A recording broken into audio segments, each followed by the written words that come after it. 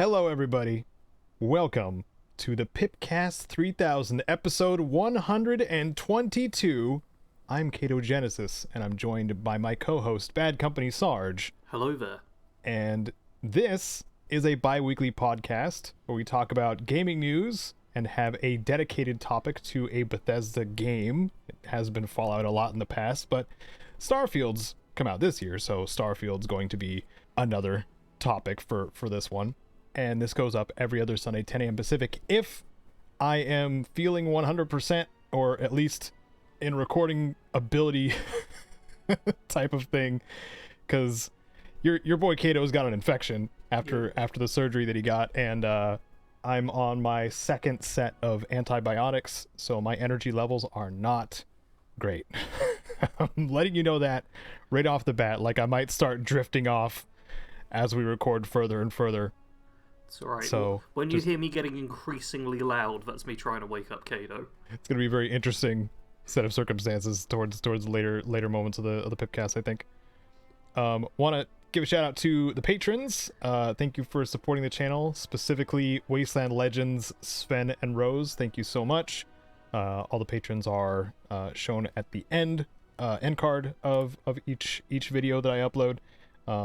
But I thank the Wasteland Legends at the beginning now because I forget towards the end, because recording for 2 hours, I tend to forget things a lot of the time. Okay, so I guess let's begin with the comment of the cast, and then that'll hint at what our topic's going to be, right, Sarge? Yeah, it will. So, Jared, with other letters before his name, which I'm not sure how to pronounce. It's just awesome, Jared. Is it just awesome? I think so, yeah. Okay. It's AUSSEM, for anyone wondering why I'm struggling. Awesome Jared says, I don't have a problem with empty planets overall.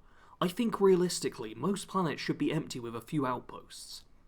What I hate is the main or M-class/hub planets are empty. Sure, they fleshed out some questline locations, but why does Jemison only have one damn city and a bunch of procedural radiant locations? Jemison should be thriving with multiple cities. Also, Bethesda have started responding to negative reviews on Steam, and it's a bit of a tire fire. So yeah. Yep. It's a solid comment, especially the Jemison only having one city thing. That's something I've complained about recently in a video as well, because it's like the perfect planet to sustain life on, and it's like, well, we've got one city which isn't actually that big despite being the biggest in the game, and that's it for habitation. Yeah, and there is for Bethesda cities in general, if we're talking about the scale of Bethesda cities, like Jemison,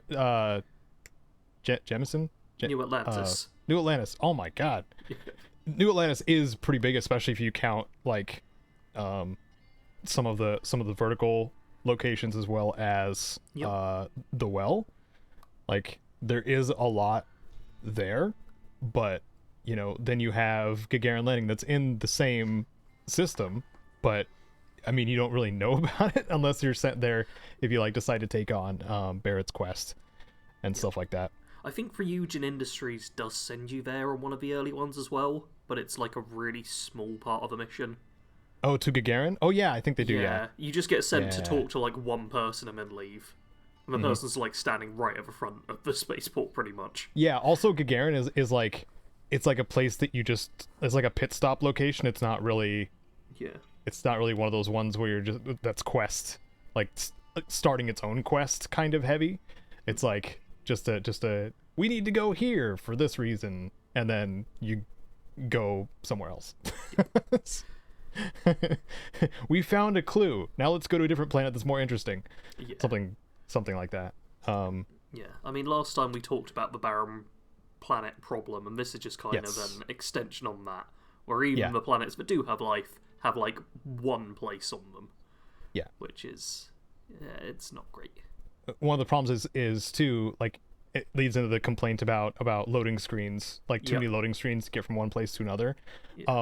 If these big, you know, hubs did have other nearby settlements, that would feel much more Bethesda open world, like a Skyrim or like a Fallout.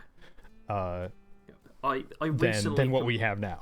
yeah, I recently compared like the amount of unique content and locations in Starfield to that of Skyrim, and the only big difference is how spread out Starfield is. Mm-hmm. Like, you could put all of the unique locations on one planet. Yeah. That would not be difficult. But Mm-hmm. instead, they're spread across about 20-odd different systems. Yep. And yes, the negative review thing is going to be our topic, so Yes. stick around for that as well. It sure is. Yeah, it's gonna be a bit of a downer. Yep. To be like a Bethesda, what are you doing? Kind of topic. Just so everybody knows, that's one of the things we're gonna, or the main thing we're going to talk about in the topic section. But we have quite a few things that happened the last couple of weeks, and why I wanted to push through my regular nausea to talk about like the Game Awards and some trailers that people were really hoping for and that actually happened, and some other things that were unexpected and somewhat strange. The Game Awards 2023, Sarge. Yes. How? You told me at the beginning you didn't really watch it. So No, it happened. It started at like 1 a.m. I think my time. yeah, Like, it was not well timed for people in Europe. yeah. I mean, you can. They have the VODs up too. Yeah. If you want to go back at this point, but that's one of the things I like doing each year is watching the awards, but I don't normally I don't put too much stock into the awards themselves, especially because they kind of mashed E3 and the Game Awards together now. Yeah. Which seems like it was a factor with how quickly they were going through a lot of the awards, especially. Yeah. And how much they were telling people doing their speeches to wrap it up. Yeah. That I found out about. That so that's something I think I should bring up, because some people are just like, oh, why are they doing that kind of thing? Okay, so last year, if you didn't catch the beginning of this year's award show, last year Christopher Judge got the actor for Kratos. He got awarded for like best actor, best lead, voice actor, something category. And he took a ridiculously long time for his acceptance speech, to where like the rest of the event had to like shave time off on the fly. So this year they made a joke out of it at the very beginning, and they even had Christopher Judge himself introduce some like how things are going to go kind of this year. And so a lot of the awards that were given out were given a very strict little time slot, which also made people, annoyed that so much more time was given to ad space, as well as interviews for promoting new projects, especially with Jeff Keighley and Kojima talking about his new horror project with Jordan Peele, OD, which a lot of people are excited for, because it's very much the next evolution of what PT was, for those who are like crazy about like wanting PT and it never happening because of Kojima leaving Konami and stuff like that way back, and even the demo just not being available anymore. Hideo Kojima is working on a horror title with Jordan Peele, and people are noticeably excited. That section was also complained about because that was a lengthy interview or talk section with Hideo Kojima. Yeah. So I mean, honestly, I feel like none of these events ever are like split up in a way that feels nice. Remember I agree. a couple. I can't remember exactly what they are now, but it's all the same thing. It's a bunch of trailers, a bunch of you did well.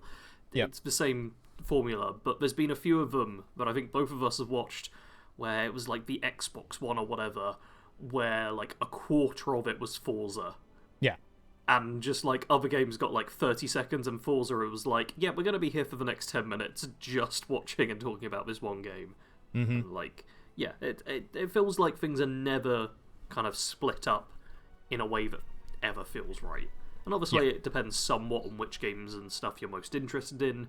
Yeah, that's the thing too. Is like everybody has their own like preferences or what they're hoping to see. Yeah. And not every like there's no situation where everyone is happy. Oh no. You can never make everyone happy. You can make them all miserable. You can. That's an easy one to go for. That's really easy, actually. I was happy to see that they put up they had security this time, so no jerkwad ran up on stage and said something stupid. That's sensible. That makes me happy. In fact, they needed that in the first place. It says more about us gamers than anything. Yep. Do better, gamers. But it was an award show, and to the surprise of pretty much no one, Baldur's Gate 3 won Game of the Year. Yep. Baldur's Gate 3 won like 6 awards, I want to say. And I think Alan Wake 2 was like the runner-up in terms of awards. Yeah, Alan Wake 2 actually got a surprising amount of awards too, which makes me impressed that a niche game like Alan Wake 2 did so well. I mean, I feel like it was nominated for a hell of a lot of stuff. Yeah, it says a lot about you know, Remedy in general and their, I don't know, their quality of gaming experiences and how, I don't know, how different they all are. Because like I know close to nothing except flashlight, kill enemies kind of thing about Alan Wake.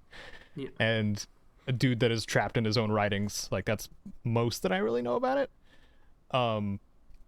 But yeah, I was a bit blown away with how much people loved it. And the there was a song and dance routine actually towards the end, based on Alan Wake. Like they had a whole show, and even the Remedy, I want to say CEO / director, was part of the dance. Like it was wacky and funny and great. Yeah, there were some moments that I did enjoy quite a bit. One of the cool reveals, because like the reason that I watch the Game Awards is mainly for the premieres that get shown, because it's a first time you'll see the trailer, and like I like building up that hype for myself, especially when it's a game I'm really hoping to see on that in the event. But I was surprised that there's a new Marvel game in the works by Arcane Studios. Arcane Leon. Leon, specifically.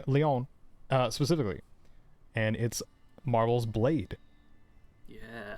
Blade. Some of you might say, if you've been paying attention to what Arcane has been doing, it may be a little too on the nose that this is a game that happens to feature vampires. Yeah. Another vampire game from Arcane. It's gonna be great. Yes. But this one, like on stage, they said right off, it's like, this is a single player experience. So immediately I'm just like, oh, good.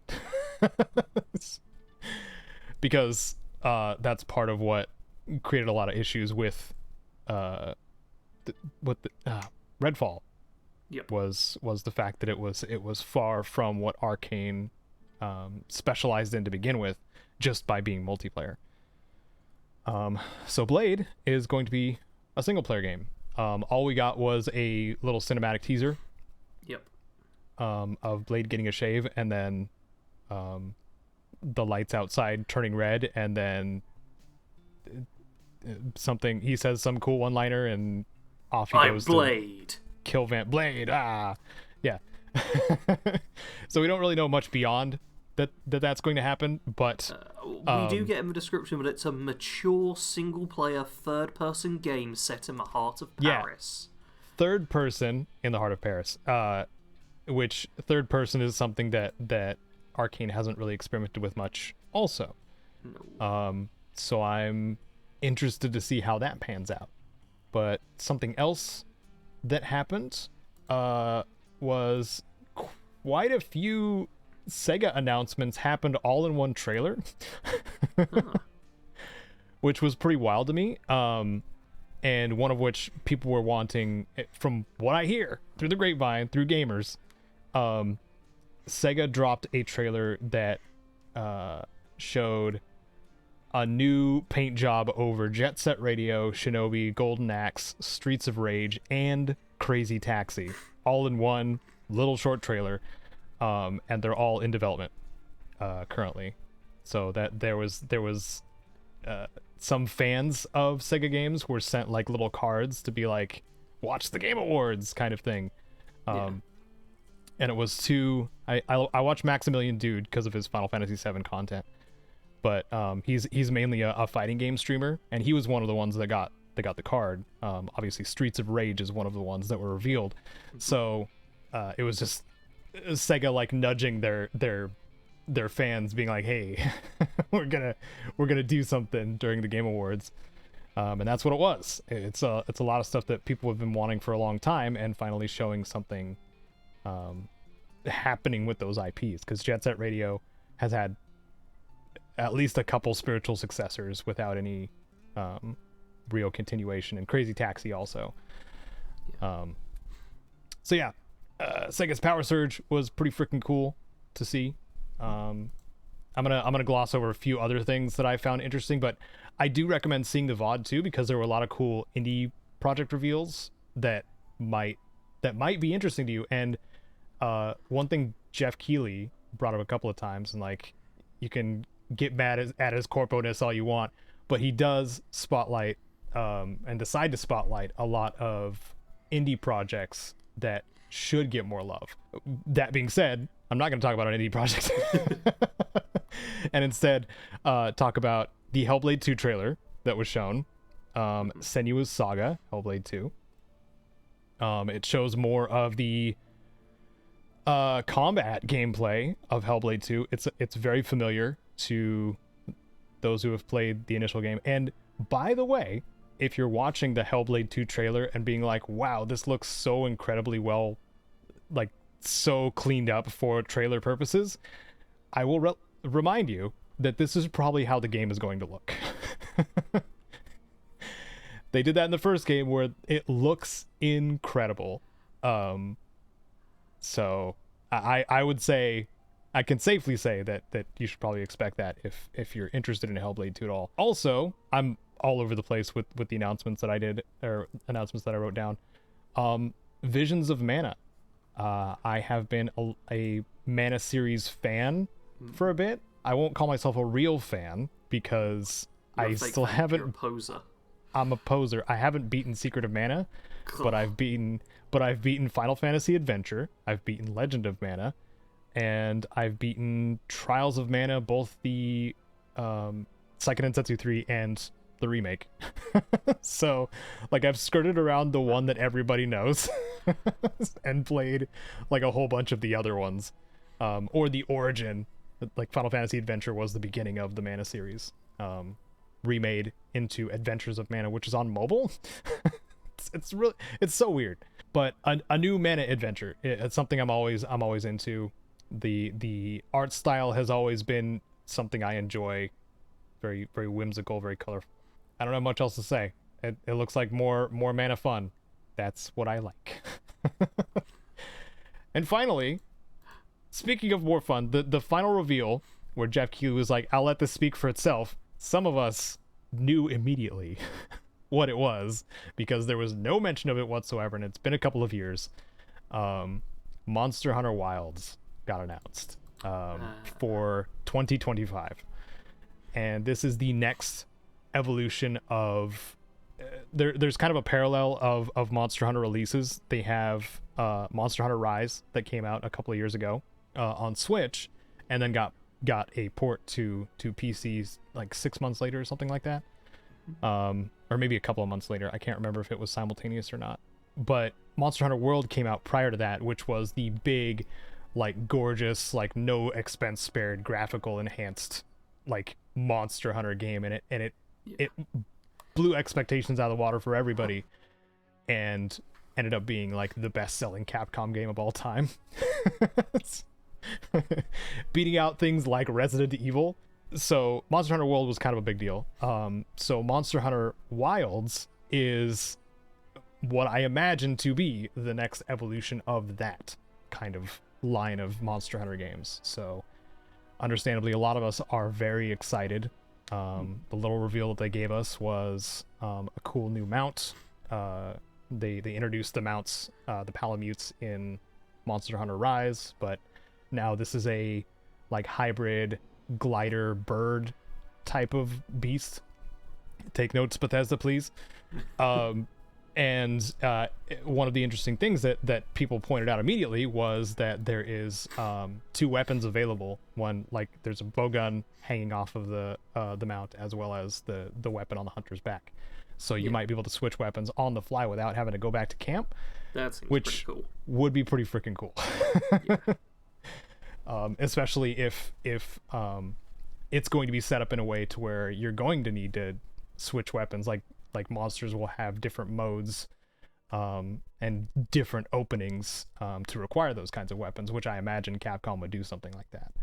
So I'm very interested, and it's really funny that it's called Monster Hunter Wilds because Wild Hearts came out and didn't do incredibly well. Oh, I remember that game being a thing. Just the fact that there was the EA Originals Hunter game that kind of fell a bit flat. And I didn't play it. I feel bad because I should have played it at least. Yeah, I'm taking a quick Google, and it seems like it kind of got it's not bad, but that seems to be the general consensus. But it's hard to take on a juggernaut like Capcom with the amount of iterations that Monster Hunter has had too. When you've already got like, such an established they've franchise. got like 2 full decades of Monster Hunter games, and a lot of them. Like, it's not a single digit amount of Monster Hunter games. They're in the double digits. Okay, apparently Wild Hearts is fairly decent if you found like Monster Hunter a bit overwhelming and a bit too complicated. If you're looking for kind of like a stepping stone to it, that seems to be where it's getting the most praise. Gotcha. Yeah. So kind of like the oh my god, I cannot remember names for games right now. There was the PC monster hunting game that like came out right before World. Dauntless. There we go. Oh my god. I think I played that. Yeah, Dauntless is a lot easier to pick up, and it's also free to play. Yeah. But it's because it was like the first iteration of, that series or franchise or whatever. It didn't have systems upon systems upon systems like Monster Hunter does, which it is a lot. Oh yeah. As someone who's only really properly played one Monster Hunter game, there's just so much stuff. When you played World with us, like, I'm sure you realized immediately, like, there's just it's just a ton of stuff. Yeah, I ignored like 90% of the hunt most of the time to keep track of. Yeah.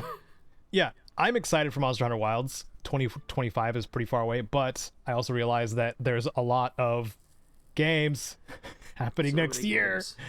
Yep. We didn't see anything on Avowed.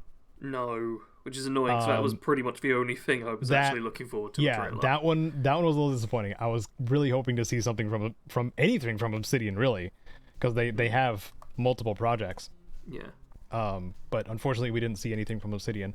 Indeed. What about you? What about the Game Awards stuff that you definitely didn't throw together when we did the outline? Caedo told me I needed to put some stuff down for the Game Awards. I didn't have much. One thing I did do is, over on Twitter, Lady Devan, one of Bethesda's community managers, one of Bethesda's best community managers, I'm going to say it, I'll play favourites, she put out a little tweet saying, "Hear me out, a Game Dev Award show presented and voted on by devs. Awards presented by devs from different studios all over the world who are stoked about the games their industry colleagues are creating. Devs celebrating devs regardless of platform, genre, or studio."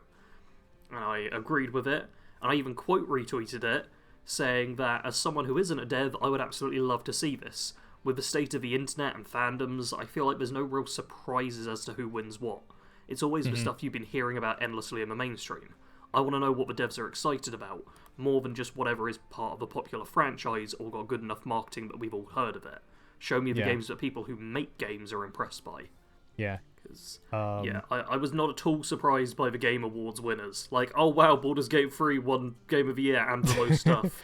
and RPG and other stuff. Like, yeah, and yeah. like Alan Wake 2, I mean, you said you were surprised by it, but it's from what I'm aware, it's a fairly linear single-player third-person game. Or Yes. Is it first-person or third-person? Third person.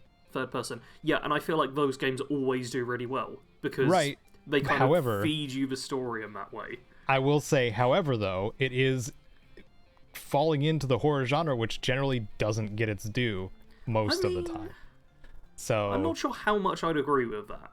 I feel like Resident Evil, like maybe in the past that would be true, but I feel like there's been a bit of a resurgence with the Resident Evil remakes. And, like, there a lot has of smaller indie games as but well.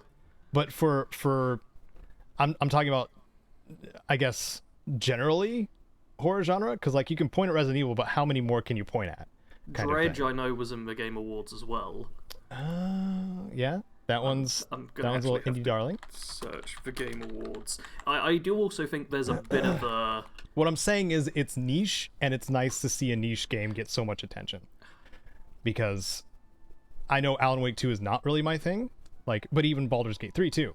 That CRPGs are a niche genre up until this point, and now everybody is talking about Baldur's Gate 3, and that's their first like tactical RPG. Yeah, I think Baldur's Gate 3 has come out at a very good time where D&D hype is bigger than it's been in years. I keep calling it a perfect storm because it really is. Yeah, they made a really good game D&D that came out at just the right time. It's a sequel to a series that a lot of people thought was dead. Yep. The developers know their stuff. They've done this genre a lot and have so much experience to back it up. They smartly did early access and listened to their community. Their director clearly loves what they do, and that says a lot of things too. Like the fact that he's willing to show up and goof off with everybody, wear his suit of armor during their presentations. When he accepted the award, by the way, for Game of the Year and stuff too, Swen walked out with his armor. Oh, okay. So funny. Yeah. I definitely prefer seeing awards where the devs are voting on it rather than just us as people on the internet. Yeah. So I feel like we do, like, if you're in the internet gaming space at all, if you're paying attention, then you'll be able to work out what sort of games are most likely to win. Like, you see people talking about them all the time and praising them all the time. It's not going to be a huge surprise. Yeah. But we also know there's no equal way, unfortunately, to like curate a award show like this, because everybody is still going to have their preferences, and there's sadly no limitation on like, okay, if you're going to vote on these games, you have to play all of them. It's more like, I've played these ones that have been marketed to me the hardest, and then I vote on this couple of games that I have played. I feel so like really, for most people, it's like 2 in the category that they've played, which are usually the most well-known. So seeing things like Alan Wake 2 and Baldur's Gate 3 like do some award sweeps is actually really cool, because in previous years they are niche games. That's just so cool. Sorry, I kind of took your topic away from you. I don't have a jumping off point to the next thing now. I'm trying to figure it out. I can't. Cyberpunk, eh?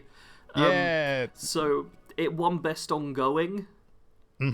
And yeah, I thought I was going to be the one kind of moaning and being grumpy, but apparently I am not the worst of this. I don't like that it's won Best Ongoing.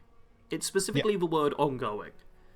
Yeah. If it was like Best Turnaround or Best Recent Update right before the Game Awards, yeah, 100%.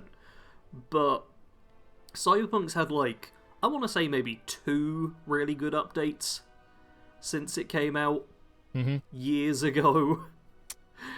And it's just because the most recent update came out right before the Game Awards and did kind of turn the game around and get it to a good state where it seems to be universally seen as, okay, the game is good now, but it's won Best Ongoing, where it's been like a real buggy mess and really kind of like middle of the road sort of viewpoint for years, and now in the past couple of months it's like, oh, and it's good now, so it's won Best Ongoing. And the stuff it was up against: Apex Legends, Final Fantasy XIV, Fortnite, and Genshin Impact. Yeah. We talked about this in the last episode also. Yep, we did. That I was immediately just like, one of these things is not like the other, because it's true. One of them is a single player, the rest are MMOs. This is not a category that Cyberpunk should have been in, but because this is voted by jury of like a whole bunch of gaming outlets and stuff like that, like apparently my sentiment is not the usual for a lot of people, apparently, or a lot of people have a a short-term memory, or not as jaded as I am about Cyberpunk. I think as well that the categories aren't necessarily what people are really voting on. A lot of the time I think it's, oh, I like this game and it's in this category, so I'll vote for it, rather than thinking about, oh, is it really the best ongoing, or is it just the game out of these that I like the most? Yeah, because it is a popularity contest. Yep. When after all is said and done, I don't know who like cares or needs to hear it at this point, but like, yeah, it is. It's easily just a popularity contest. Yeah. Because like I was saying, like, even though you see a full category of games, most of us played like one or two of them. Yeah, I mean, out of if the we best have ongoing, time too. Yeah, best ongoing, I've played 3 out of the 5. Yeah. Like, I can't really comment on the other 2. But I am annoyed that the other ones, which are games which consistently have been releasing updates over time, didn't win it. Because I've played Apex Legends and I played Fortnite, admittedly not in a while, but I know Fortnite's kind of renowned for constantly releasing new stuff. And Apex Legends has done some really smart stuff over the years, really improved from what was already a great game. And yeah, it feels a bit annoying that a game that did like a couple of big updates, which were good, and I'm fine with like acknowledgement of, hey, this update is good being there, but getting Best Ongoing for just managing to kind of get the big update out before releasing the end state of of Cyberpunk. Put it this way, if Starfield doesn't release an update for 2 years and then releases one really good update, do you think it deserves Best Ongoing game? That's the kind of situation that's the question. Like, I'm glad you're speaking to our audience, Sarge. Yeah, because like that makes a lot more sense. Just being like, we know where Starfield's at this state, but do you think it deserves an award of some kind 2 years later, when it actually, feels like a fuller game? I don't necessarily think so. I'd argue Starfield could get Best Ongoing if there's like updates every few months and all of them are good. But if they implement that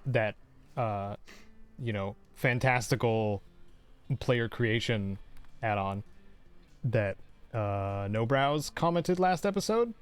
Oh, like the kind of community voting thing. The community made stuff that'll just procedurally show up in your worlds. Yeah. But that's not gonna happen. What is gonna happen, which nobody thought was gonna happen because people are idiots, is Grand Theft Auto 6. It's got a trailer. Oh my god. And it's also returning to Vice City? Could be. Is that what I understand? It showed Vice in big Hollywood lettering. But yeah, hey, Grand Theft Auto fans, you finally got your trailer. Yep. That's all I really know about, pretty much. I've seen people already getting like angry about different things here and there because, it's the world. Yeah. And that's what people do online. But yeah, it's people seem happy for this. I'm curious, like, what it will be like when it's actually out, because I don't expect this trailer to actually represent the game that well, because I think, is it 2025 it's coming out? I believe so. Yeah. Yeah, like it's still a while off. Coming So, 2025. That's what it says. Yeah. We will see what it's like when it's actually out, but lots of people are excited. Grand Theft Auto is a big franchise. Oh yeah. It's been a while since 5 was out. Also, the most important part, it's not the number 6, it's Roman numeral 6. So everybody, your mind can be put at ease. If that's what you were ready to get angry about, don't worry. It's Roman numeral 6. Yep. Honestly, I'll take people getting angry about that. If they get angry about that rather than any number of other things, I'm like, yeah, go for it. Expend your anger that way. That's just my headcanon of the stupid things gamers can get angry about, because, oh boy, I have seen a lot lately, because, yeah, chilling in bed makes me browse Reddit. Oh dear. It doesn't make me browse Reddit, I do it to myself, but yeah, I like blaming Reddit for things. See, I've been sensible and I've stayed off Reddit for months and months, maybe a year at this point. Like, good. I don't need to go there. I'm proud of you, Sarge. Yeah. Most of the things I post there or reply with are designed to be helpful, just like how I do things on my channel. So, yeah, you know, but, yeah. Hey, well, we'll see how GTA 6 is in a couple of years. Check in then. And what do we got from BioWare, huh? From BioWare, we've got Dragon Age. Oh my god. There's a new Dragon Age coming. Dragon Age Dreadwolf, which is a Dragon Age game. Mm-hmm. The full reveal is coming in summer. But it's not even the release date. This is probably going to be like 2025 as well. It probably will, yeah. Yeah. Yeah, summer 2024 is when Dreadwolf gets a full reveal. Yeah. I know a lot of people have been waiting for BioWare to return to form, and I hope this is the first step in that. Yep. Because they, I feel for the devs a little bit. They kind of need a win.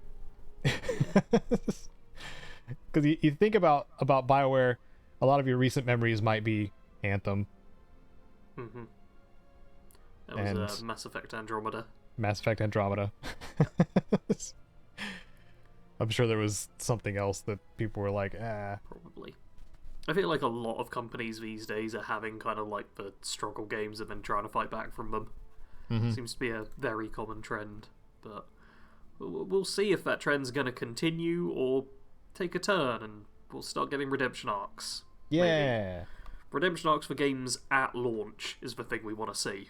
Yeah. Rather than our current redemption arc of a few years after the game is out, it's now really good. 3. In a particular case, 3. Ooh, okay. I don't want to get too salty. Okay. I will say, apparently this Dragon Age game is taking place on like a bigger scale, going to lands outside of what we've previously been in. Ah. That's one thing I found out about it, and I do not know enough about Dragon Age to really say more. I've played most of the Dragon Age games, possibly all of them, but I've never beat them, like any of them. So I'm deleting news topics. Oh no. I deleted the Cyberpunk Ultimate Edition thing because, like, if people care, they already probably know. Oh yeah, Cyberpunk Ultimate Edition exists. Yep. It's the version of the game with stuff in. All the stuff. Isn't it only like one DLC or something though? Yeah, it's just the Phantom Liberty. Yeah, it's Phantom Liberty plus and the free updates that we got that were free. Ultimate Edition. Ultimate Edition. It's the fully patched version. It's Ultimate. Yep. Oh my god. That's quite funny. What's also funny is Skyrim and how Skyrim is so funny, Sarge. Yeah, it's still in the news. Although something new has actually happened. Lots of people got very excited because Skyrim had an update. And then confused and then angry. Yeah, I haven't actually seen too much of the anger. I've been relayed some of the more neutral people. Again, my fault for being on Reddit. Yeah, I will leave it to you to do the basic explanation. Oh no! Because out of the two, this is to do with mods and stuff, and out of the two of us, you're the modder. That yeah, and that's not that. That shouldn't inspire much confidence because last thing I modded was either Project Zomboid or Morrowind to get it to work right. There you go. See, and then I stopped modding it. practically an expert. Or no, it might have been Oblivion. So a couple of quality. Anyway, Skyrim Creations update is confusing. Just like the anniversary update for Skyrim, Creations is lumping a whole bunch of stuff together, confusing with their verbiage or their word usage. So what Creations is condensing everything in the main menu, from Creation Club and mods and now new curated mods into one kind of menu, all-encompassing menu section kind of thing. Yeah. There's a lot of Q&A stuff that was answered like directly. Like they spent a lot of time just setting up their FAQ for this, by the way. But so basically what Creations is it's the former Creation Club stuff, new paid mods, which are they're not stuff that had been already made. They are stuff that is going to be created under this new program by modders if they decide to partner with Bethesda, and they get a cut with people who decide to use these paid mods. Yep. But then they also have their Creation Club stuff from Anniversary Edition and stuff like that. But also, free mods will still exist Yes. in the system as well. So if you're like, oh, all it is paid mods now, no, that's not how it is. Fortunately, it's just tons of options to unbalance your game even more. So let me just go over really quick for the what's changing thing, just to quote what they're saying, because I can't do a very good job myself. Okay. It says, so what's changing? An evolution of Creation Club program, Creations enhances how creators develop and showcase their works to Skyrim fans on a variety of platforms. For those who are already familiar with the previous Creation Club, here are a few of the major changes to look forward to. Skyrim Special Edition itself is now updated with the new Creations menu and more. For details including the notes on ultra-wide monitor and Steam Deck support for PC players, please consult the official Skyrim Special Edition patch notes. This is linked below, by the way. Creation Kit. Our official tool for creators is also getting an update. A newly added resource pack has also been included to get creators' feet wet with a selection of art and scripting assets. Creators should ensure that they have the latest version of the Creation Kit before uploading their content to Creations. Creations website. We were overhauling the Creations website once the Creation Club site with improved content discovery, continued highlighting of monthly featured creations, and enhanced features for uploading creations. Another link to an official article on revamping the Creations website is found here. Creation credits. Players can still access their original Creation Club items and use Creation credits, previously Creation Club credits, to purchase content in the Creations menu. With the debut of Creations, we will be adjusting the names and pricing of Creation credit packs effective December 12th. Again, there is a Q&A section here as well, but this is mainly them taking another stab at trying to make some sort of system where mod authors can benefit monetarily from the stuff that they create. Yeah. Because like the closest thing I can relate it to is my Patreon. Patrons, thank you so much.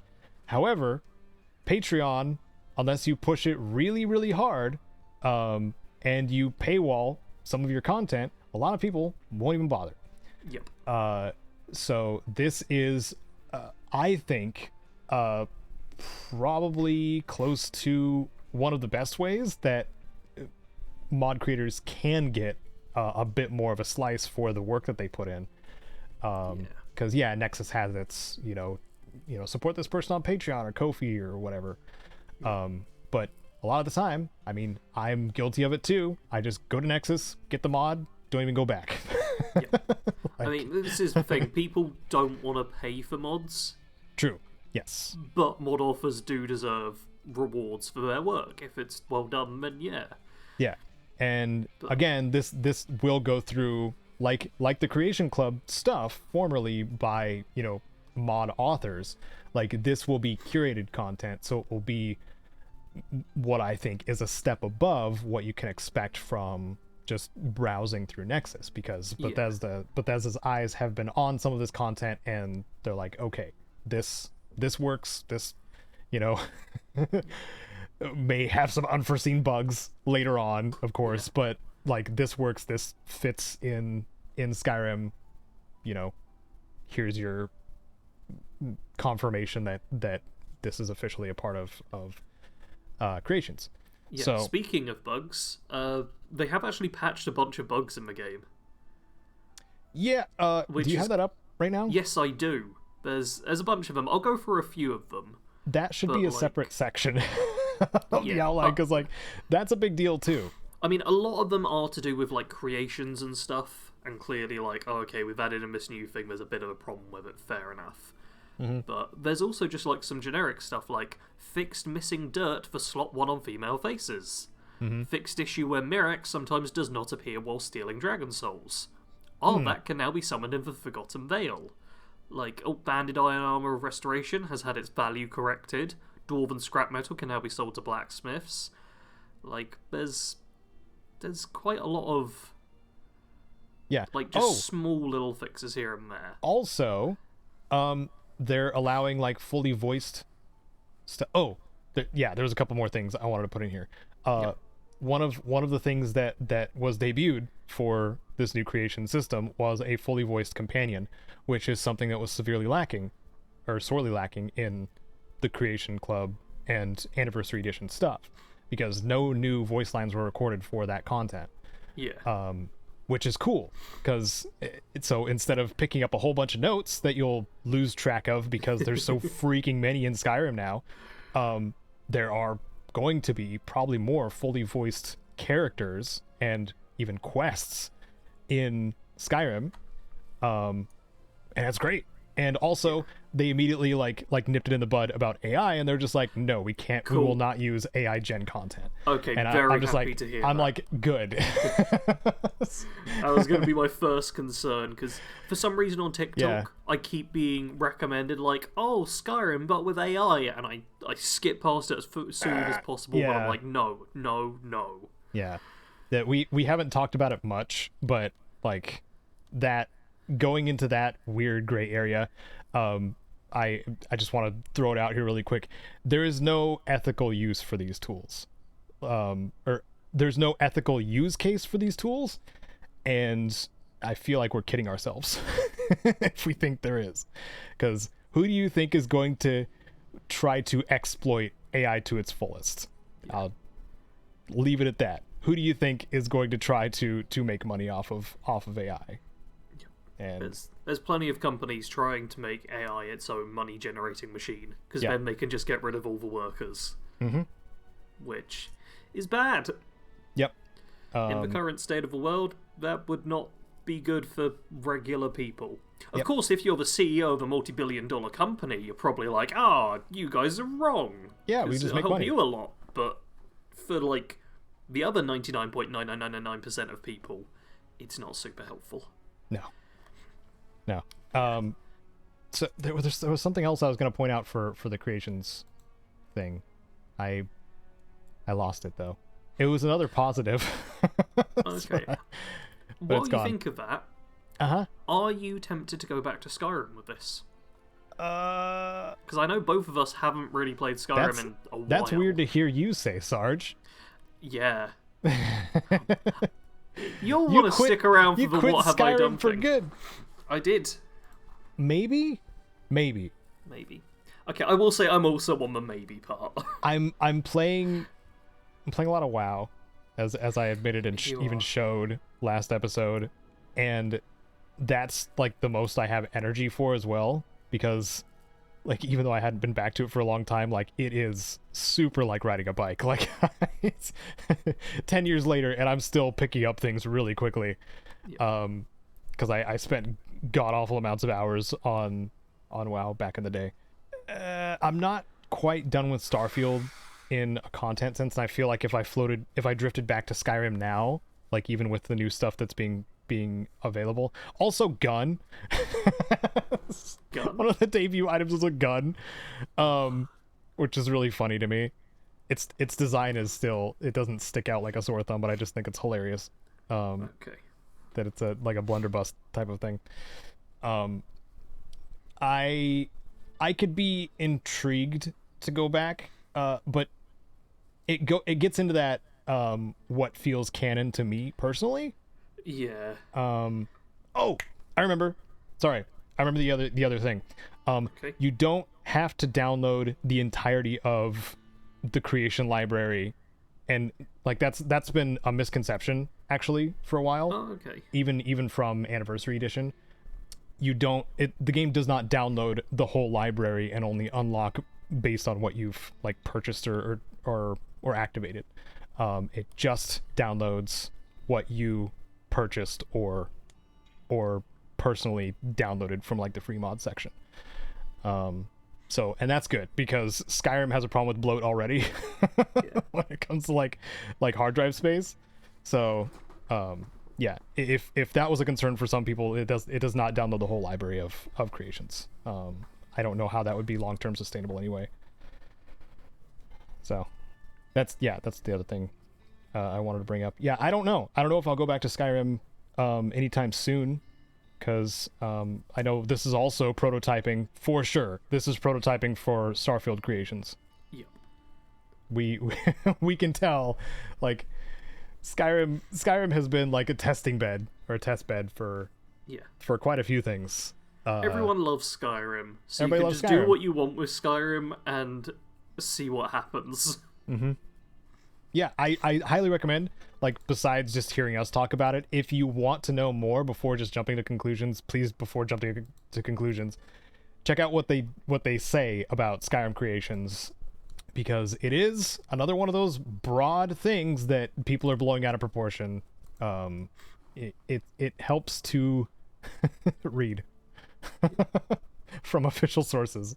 Something else that's official that didn't really expect to happen? Lego Fortnite. Stark called this, I think it's apt to describe this as baby Valheim. Yeah, Fortnite introduced a new game, pretty much. It's a survival game made with Lego. Epic has tons of money to just throw around, clearly. So now there's a Lego-based survival game in Fortnite. Yeah. Or in the Fortnite universe franchise. It's within the Fortnite game. You boot up Fortnite to get to it. Yeah, but it is its own thing, too. Yes. I found this very interesting. I might give this a look. Might. I don't know if I have the motivation to install Fortnite again. I just think it's kind of neat. Seeing more Lego stuff. I like Lego stuff, especially when it's doing something a little different than their standard like movie tie-in beat 'em up games, because that's what a lot of them are. Yeah, I just thought that was a bit interesting to see that. I think the trailers dropped before the Game Awards for this. Yeah. Just to be clear, it's more of a buildy survival game like classic Fortnite, yes, rather than the Battle Royale. Yeah, that's why I quoted Stark immediately. I was like, oh, baby Valheim. Valheim for babies. Yeah. But I don't know the depth of the survival aspects of it. Some people compare it to Minecraft, obviously, because it's Lego bricks. Like, yeah, it's very close to each other. But yeah, it's something maybe on an off day where I somehow have a shortage of things I want to play. I may fire it up and give it a chance. Just another interesting expansion of the Fortnite verse, I guess. Yeah. If not, go get your Buff Peter Griffin or whatever. Yep, that was a thing, which I didn't include in the news outline, because I was like, wow, this isn't news. It's just silly. Something that may be silly. It has a couple of silly moments. Fortunately, that's not all it is. Even before the Game Awards, we got the teaser trailer for the Fallout series. Yeah. That's gonna come out on Prime. Should we do do you want to do the describe the trailer thing for those who haven't seen it? Describe the trailer. We can do. Weirdly, I've only seen it with the sound off. So I have no idea what it sounds like. Okay. But yeah. You open him, Fallout 4, in the vault clearly, but it's Vault 33 this time. Then fade to black and 2 vault dwellers getting ready to go outside and leave the vault. And then fade to black, and it's just 1 vault dweller being blinded by the light. Apparently it was only one of them going out, the other one was just kind of there. Oh wait, one of them's dead on the ground. Whoops. Oh dear. Now she's outside, and a skull outside a vault. That's very classic. And from the director of Westworld, appear, and rocks. And person walking through rocks, cockroach through a window. Oh, desert. Tumbleweed. Tumbleweeds are very interesting. There's a good CGP grade video about them. Todd Howard. Boat in desert. Person. Oh, another person. Actually, well-dressed person. Doesn't look like he's in the apocalypse. Oh, Dogmeat's having a snack. Vault Dweller again. Just, the boys. It's from the studio behind the boys. Yeah. Vertibirds. Lots of vertibirds. Quite a few of them. And they're just flying around. There's Brotherhood people on them. There's power armor. There's guys. There's a guy. He's still there. Without the audio, this trailer isn't actually that good, I'll be honest. Dogmeat's got a hand! And then a bunch of people at T60. And then a jukebox with, we're inside the vault properly. And people are fighting each other in Vault 33. Which is one from the beginning. And then like a scrap area, which I think people have said it's Megaton, but I don't know. Walter Goggins is a ghoul, which just means he's got a slightly weird nose, and that's it. And then a guy not wearing trousers, and Walter Goggins is shooting people. Bang! All blood. Guy with one eye. Overseer. Is that Chris Parnell? I think it might be. No. Turret. Really bad shooting turret. How is it missing those people? Robots and explosions, and all the Brotherhood are fighting, and there's a Yaogwai eating a person in power armor, and someone running away, and a axolotl of some kind with a gribbly mouth and a machine gun. And there's the Pridwin, possibly. Walter Goggins before he was a ghoul, and the nukes are dropping for the first time. We're seeing that, and things are exploding. They're still exploding. It's very dramatic. Eventually it will be quite dramatic. It's just mushroom clouds. Fallout, yeah. And that was the trailer, for anyone who's not seen it. Yep. Thank you, Sarge, for the trailer sum up. Yep, it's coming April 12th. Yep, April 12th on Prime. Yeah, I do actually know a tiny bit more about it, because I was doing research on something else, and it seems like it takes place 10 years after the events of Fallout 4, or roughly that kind of thing. Alright. Which... I'm not entirely sure if that's actually true or not, but I've seen it on like the wiki in the timeline for Fallout. Yeah, I can't put much stock in it, but I've seen a lot of hearsay of like, this is on the West Coast or something like that. But I don't know. I think. Hold on, I'm gonna check the Fallout timeline because I know it's got some of the stuff on it, some of the info. But yeah, I've heard some people come up with like really stupid theories as well, so I'm not certain what's true and what's not. Yeah, I'm in the same boat. Yeah, obviously people online will just be like, I saw a rock, so everyone's trolls from the Discworld now. That's how it works. Yep. And yeah, it's just very stupid stuff like that all the time. God, there's a lot of the Fallout timeline. I've been scrolling this entire time. Yeah. Where is it? Okay, 2296 apparently is when the Fallout TV series begins. Okay. Which is 9 years after Fallout 4. Cool. And yeah, it's got a bunch of information on the wiki. Does it say? That's just a lot of behind Vault 33 a canon vault?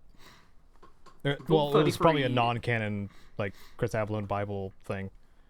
I don't know if there's any information on Vault 33. I've seen people confusing it for other vaults, but I've not actually seen any information on it other than it's in this.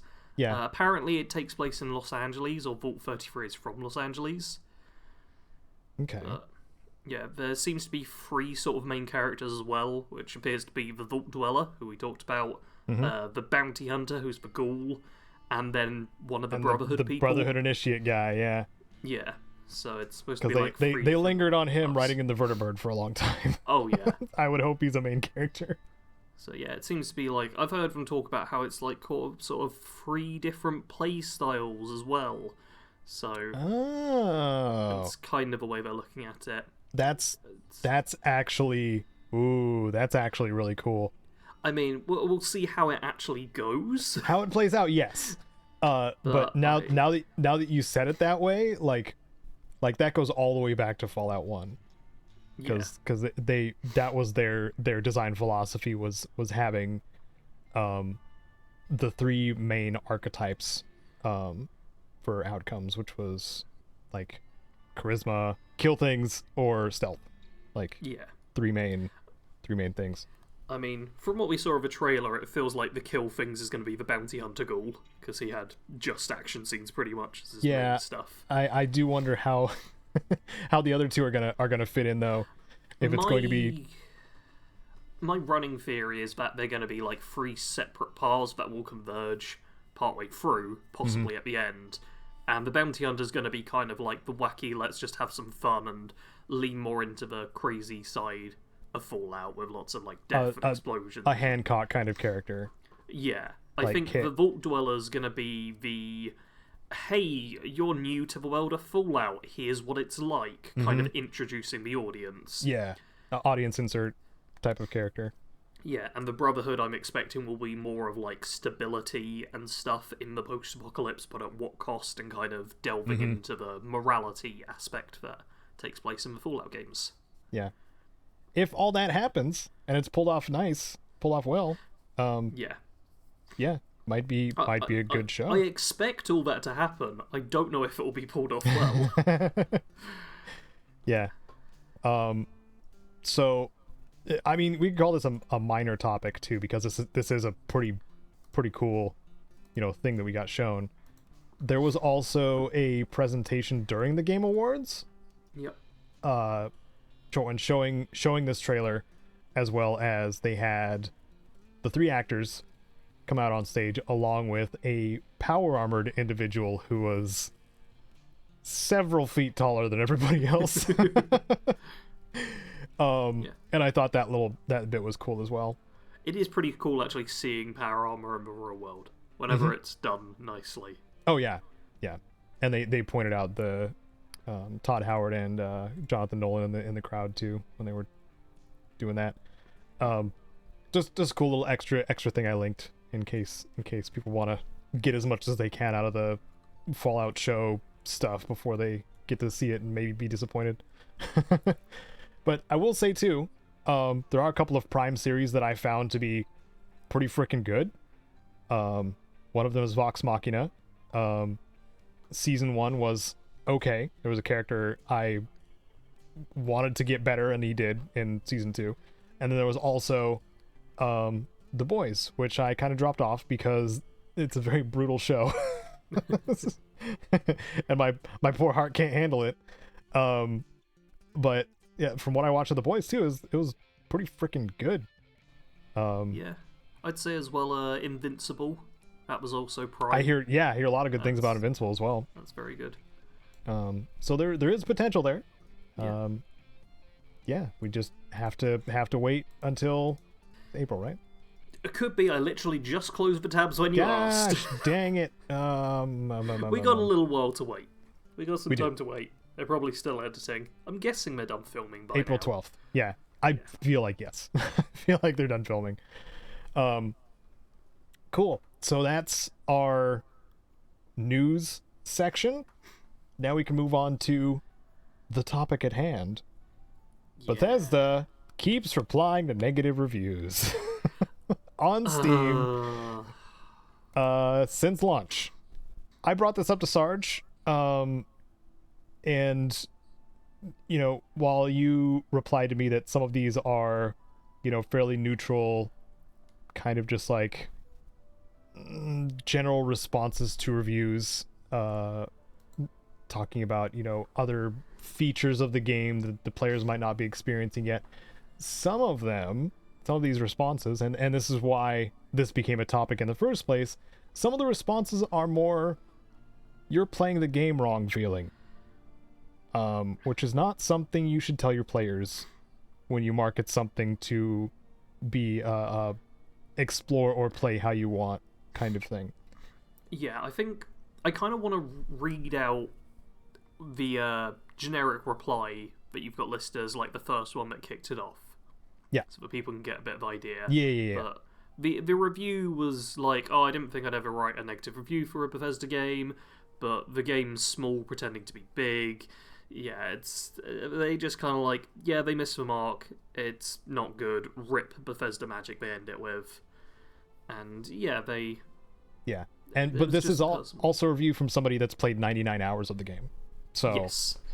I think that's worth noting as well. It's like they didn't just spend a couple hours. No.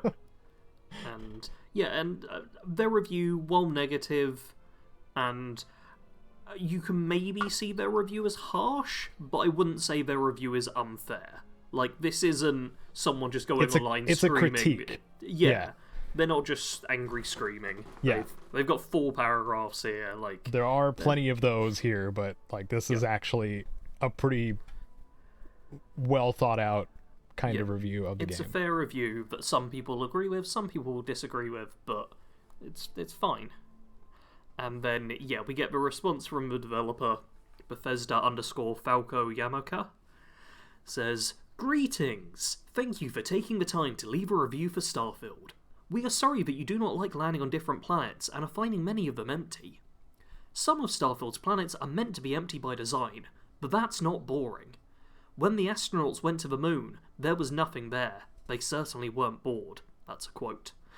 The intention of Sorry, I never got a source for that quote either. No. We'll come back to that. Okay. The intention of Starfield's exploration is to evoke a feeling of smallness in players and make you feel overwhelmed. You can continue to explore and find worlds that do have resources you need or hidden outposts to look through. Starfield is an RPG with hundreds of hours of quests to complete and characters to meet. Most quests will also vary on your character's skills and decisions, massively changing the outcome of your playthrough. Try creating different characters with backgrounds and characteristics that clash or are the opposite of your previous character. You will feel like you are playing a totally different game. Put points in different skills from a character you've previously created, and you are now faced with completely different decisions to make and difficulties to encounter. There are so many layers to Starfield, but you will find things you never knew were possible after playing for hundreds of hours. Even after completing the main story, your adventure doesn't end. You can continue on to New Game Plus to keep exploring Starfield and all that is out there. We are still actively working on this game, and will be for a long time yet to come. If you would like to provide feedback straight to development, you can do so here. Link. We want to make Starfield awesome for everyone who wants to venture out into it. Best regards, Bethesda Customer Support. Yep. So this became a topic in news outlets within the last couple of weeks, or in the last couple of weeks, because I otherwise wouldn't have included it in the outline. Yeah. But they've been doing these kinds of replies basically since launch. Yeah, I mean, the one I just read was 2nd of November they did a reply. It's over a month ago now. Mm-hmm. But I don't think they've really stopped either. I think they're still like the most recent one I found. Like there's a November 28th one that's at the top when I look at the main thing. Like they've been still doing it.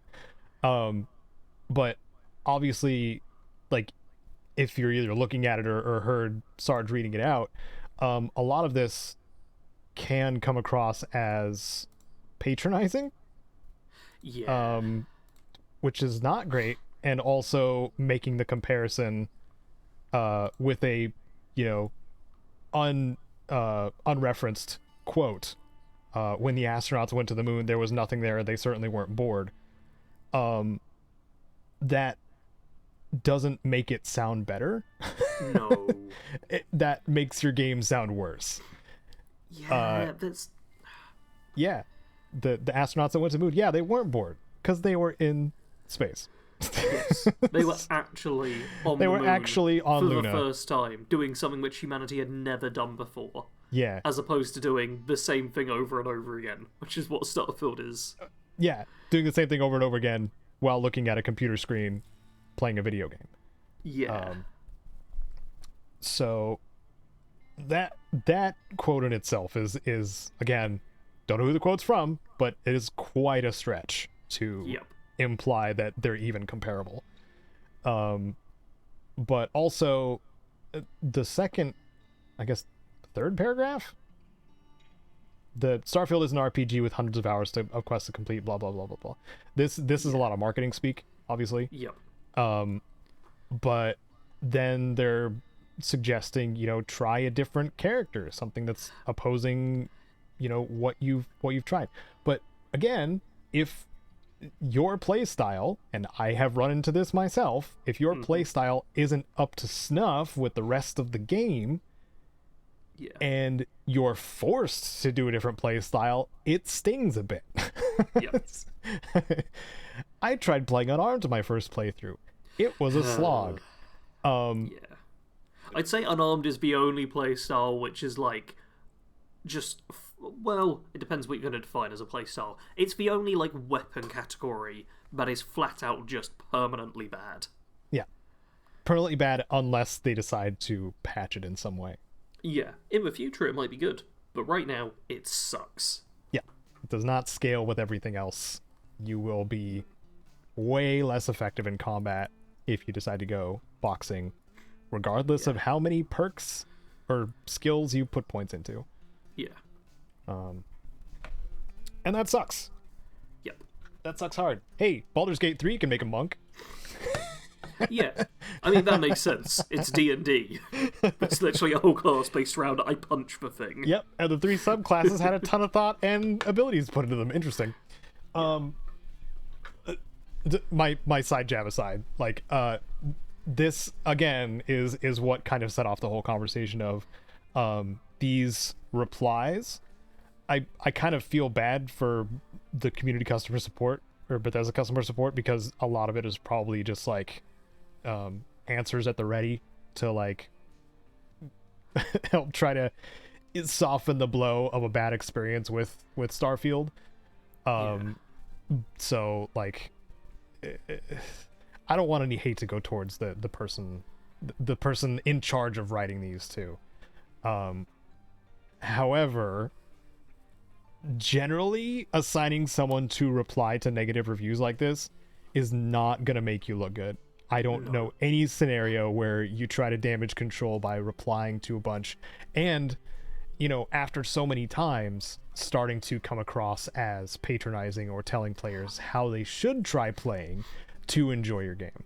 Yeah, I do think there is a world where if they'd really carefully crafted the content of this to be phrased in a different way, it wouldn't be that bad. Because some of the stuff is fine, like the penultimate paragraph is, we're still actively working on this game, if you would like to provide feedback. That's a good and thing that's an important bit, because they do have like at least some open feedback lines of communication where you can provide feedback. Like I've been in, since launch, even before launch, I've been in the Bethesda Discord, and they have multiple threads for bug reports and the format you need to use and all that kind of stuff, and based on bug reports based on patch as well. I just looked at it now, and it's 1.8.86, which is the current patch. So they are keeping track of that kind of thing, and also a feedback section for stuff that people want in the game, and that's probably where a lot of the feedback came for the eating on the fly mechanic that we have now. So it some of it does reach them. Yeah, this is the thing, Bethesda aren't completely closed off to criticism and feedback and the like, but they're not responding to it in a way which looks good. This is really all about looks more than anything else. Yeah. Like, this response to the Steam reviews and stuff doesn't determine anything about patches, really. It's just the customer support trying to placate people who are angry. Yeah. That seems to be the main logic behind it. But they've done it so badly. It would have been so much better for Bethesda if they just hadn't replied to any reviews. Yeah. Or just left that last paragraph, we are still actively working on this game, blah, blah, blah, blah, blah, and just linked to the feedback section. Yeah. At the very most, I think that would be something. If they really needed to reply to people, I think that would be like the one thing that would make the most sense. Yeah. But the thing they need to delete from these replies basically is the whole paragraph with the quote, and the intention of exploration is to make players feel small and overwhelmed and stuff. That's just That's not marketing your game well either. Yeah. If you're like, hey, our game's here to make you feel overwhelmed. Yeah. That's... Nobody should say that. Yep. Hey, you know what feels overwhelmed? The Outpost system, Bethesda. Yeah. And I don't think that's a problem with players. Nope.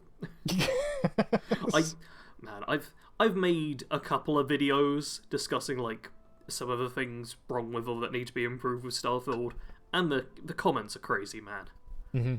Like, I've talked about the Outpost system, and I've had people just be like, no, you're an idiot. You're a baby who wants Bethesda to hold your hand. All you need is a ship with 10,000 capacity, and to have already got all the resources, and to have watched these video guides. And then they'll link like 5 different videos, and it's like, no. How about we just have it so it works okay? Yeah. For everyone. Arguing for a less effective, a less helpful system. Yeah. It's kind of funny to me sometimes. Yeah. Like, oh, it's immersive, but like, no, it's tedium. Man, I've been working on a lot of different videos recently, and one of them has been talking about like Starfield and the realism problem. I might put it as a topic for a future thing. Yeah. But the amount of people who I've seen defending like, oh, the game's boring because it's realistic, it feels like this review's or the reply to reviews doing the same kind of thing. Yeah, that would be a fun topic on its own because there's an active, like, you can feel it in the game's systems even, that there's an active push and pull between realism and fun. Yep. And some of the time it's just not pulled off very well. Like the getting rid of the helium-3 fuel system. Like, they took that out for a reason. And there's a lot of people I've seen, at least on Reddit. Oh man, I keep talking about Reddit. Please don't go to Reddit. It's dangerous. That want that system to be back in the game. And I'm like, I suggested it should come back as survival mode. As a survival mode thing, yeah. Like, that's where my mind went to. That's a good way to have it be like, okay, the basic game things are easier, in survival mode you want it to be harder. Yeah. That makes sense. Yeah, find more ways to add management systems that would make sense in the space survival scenario. And that it makes sense for survival purposes. But if it adds more tediousness on top of, you know, the systems we already have to deal with and learn, especially like Todd Howard still really annoyed me that I don't know the direct what he said. This is post recording and post production, Caedo, coming in with the actual quote that Todd Howard gave, because I completely butchered it. And I think the vibe is still maintained here, how it made me feel kind of icky. So this is a direct audio quote from Todd Howard from the Game Maker's Notebook podcast with Ted Price. And I'll have that linked below if you are interested in seeing the whole interview. But this part really stuck out to me as a pushing responsibility onto the players to do things for Bethesda. And I did not like it at all. So here you go. This is not a surprise for us. I think it's a surprise maybe for the audience. It's a very complex game, and we were okay, for better or worse, with people discovering things in it and sharing that. So they're still finding things. By the time this runs, they're still going to be finding things. And I think that is a little bit of a bonus because it is a single player game where people are able to share these water cooler moments the next day. Be like, did you know you could do this? You can? I didn't know that. Why don't they explain that? There's a lot of that going on, and that's, understandable. For my last video, I did research on like the number of planets, the unique areas, the generic things and stuff. And apparently there's at most 80 like unique areas across nearly 1,700 planets. Mm-hmm. Which is like, that's clearly you've not made enough content for the size of the game. Yeah. And then you've just been like, nah, the players will do stuff with it. Yeah. I mean, even before they promoted a bunch too, like, we kind of knew that having blank canvases, planets as blank canvases, for modders to kind of add in whatever they want was definitely a part of the intent. It was always going to be part of the thing. I mean, going back to the comment of the cast, I think our hope was that the like big planets, the fancy ones, wouldn't just be a one location and done sort of deal. Like, it's fair enough if you want a bunch of empty planets, but then the ones that have stuff need to be like big, exciting planets rather than just a single hub. Yeah. Well, dang old darn. What did you spot any other quotes in here? Oh, I mean, I wanted to talk a bit about, because obviously they talk about character building and stuff, and we touched on it with unarmed and how that's a playstyle and you can't really go and do that. A playstyle you can, but it's like 10 times slower just than every other playstyle. Yeah, just don't do it. It's like you can do a bunch of stuff in Starfield. It doesn't mean you should do a bunch of stuff. You can just stand on a planet and watch the sunset over and over again. Don't. Without a time multiplier. Yep. I mean, if you're doing it with a time multiplier, fine. But yeah, no. It makes pretty footage with a time multiplier. Yes. What was I going to say? Oh yeah, they're saying like try different characters with backgrounds and stuff, but they also talk about New Game Plus, and I'm currently writing up a video talking about how like builds don't really work in the same way as Starfield as they have in previous games. Because New Game Plus, you keep like your skills and things as like the main thing you keep while going through the Unity.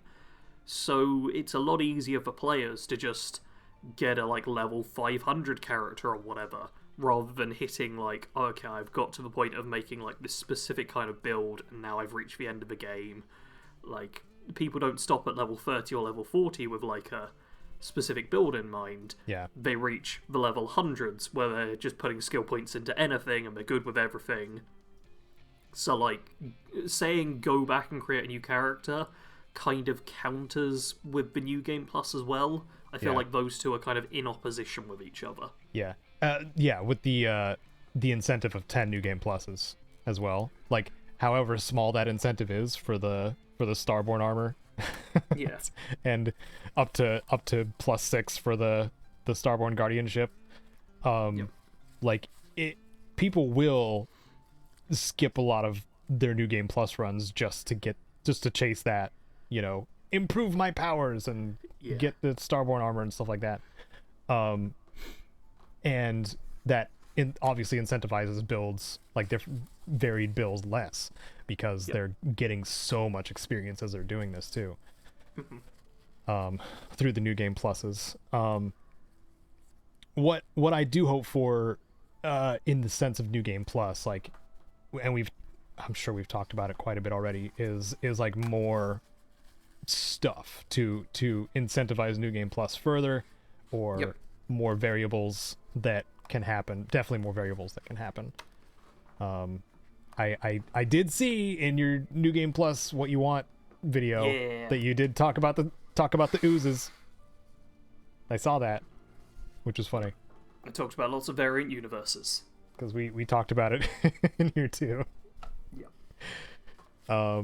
Which would be great. It was quite fun photoshopping people as goo versions of themselves. Yeah, just seeing a blob of goo on the floor with just Sarah Morgan's hair, so you can tell who's who. Yep. It's so funny. That'd be so funny, dude. Yeah. But that isn't in the game. What is in the game is like a weird jack of all trades main mission, which I think is the other thing which kind of disincentivizes character building. You need to be good at a wide variety of stuff for most of the missions in Starfield. And morally good. If you're with Constellation members. Yep. Okay, we'll come back to that in a second. Put a pin in it. But just briefly, I want to talk about how you're forced into, at the very least, ground combat and ship combat. Even if you're like sprinting, speed running through the game, you're going to have to fight things on the ground, you're going to have to fight things in your ship. Yeah.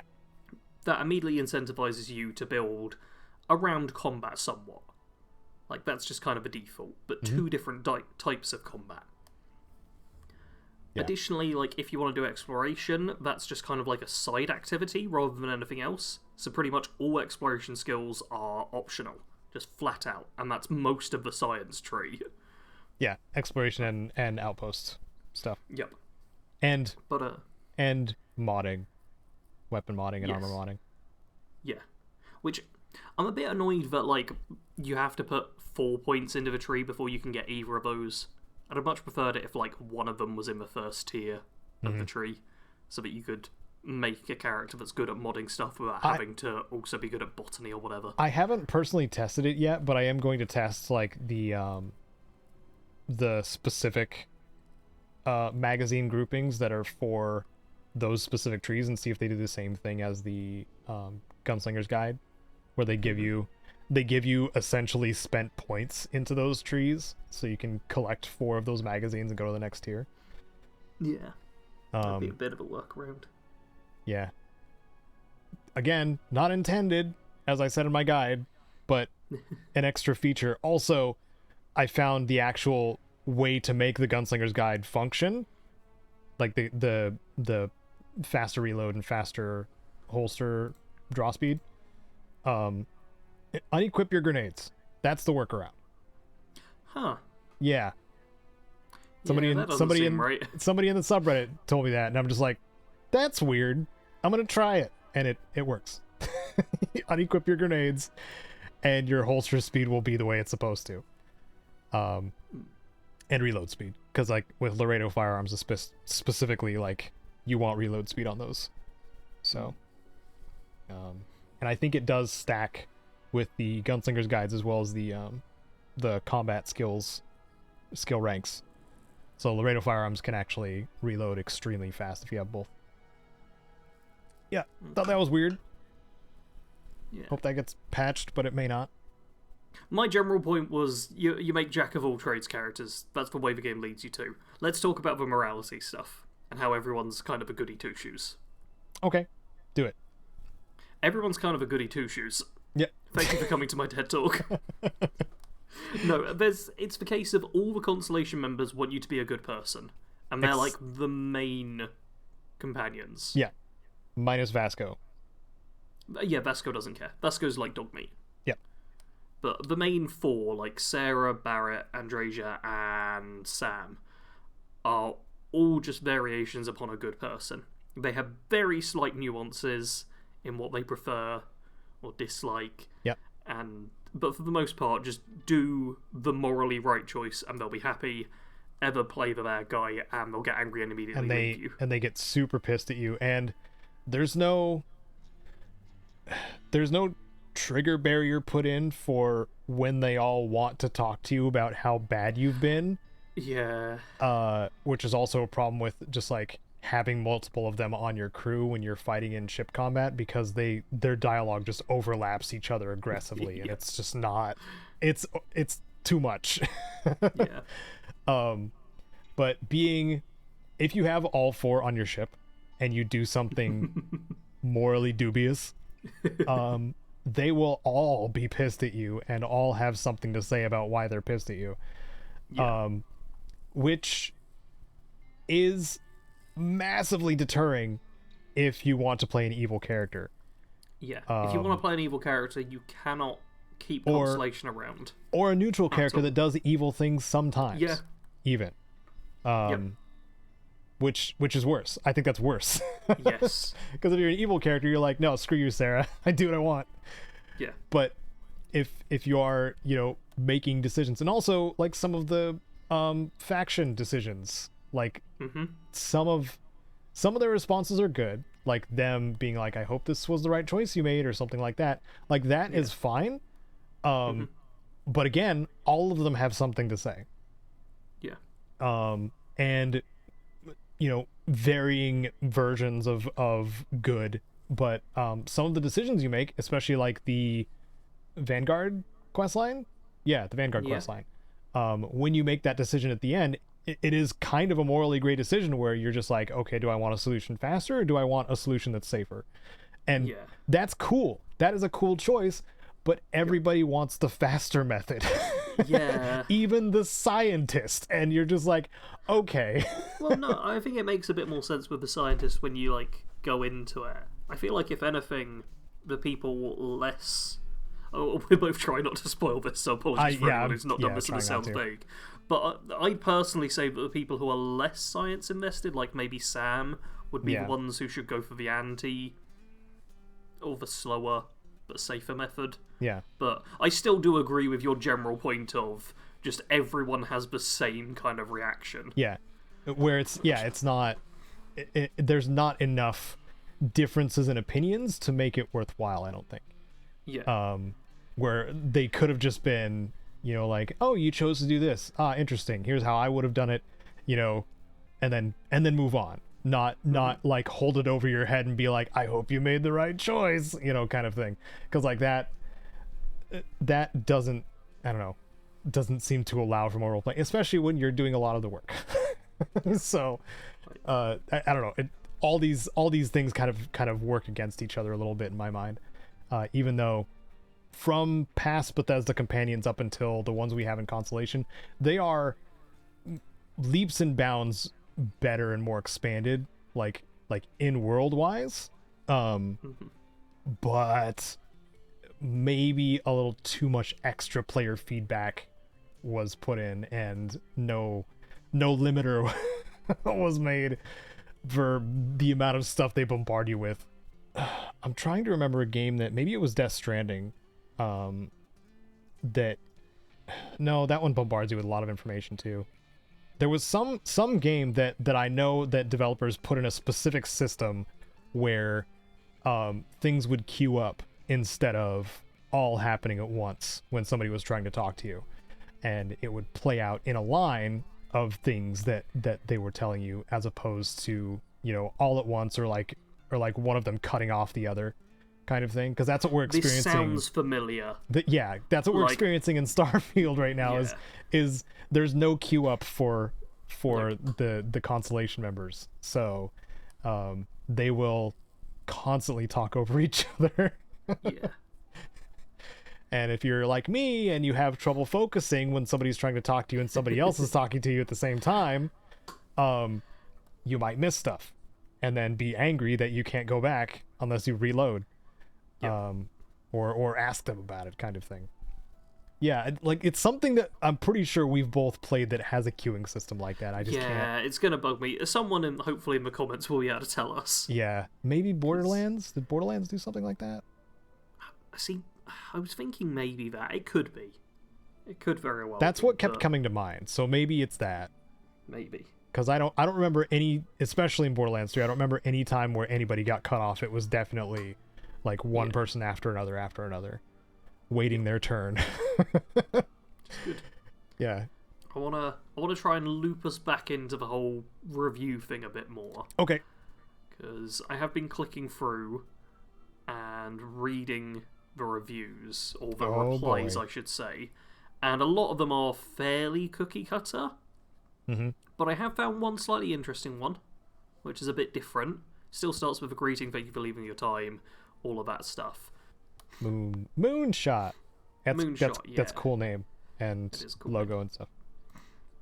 Yeah, but this one seems like a slightly better version, where it's still not great. Are you okay with me reading it out? Yeah, it was like the day after the previous one we read. Yes. Yeah. But one thing, it starts off fairly well. Obviously, there's a greeting, thank you for leaving a review. We can understand your frustration with fast travel making the universe feel much smaller.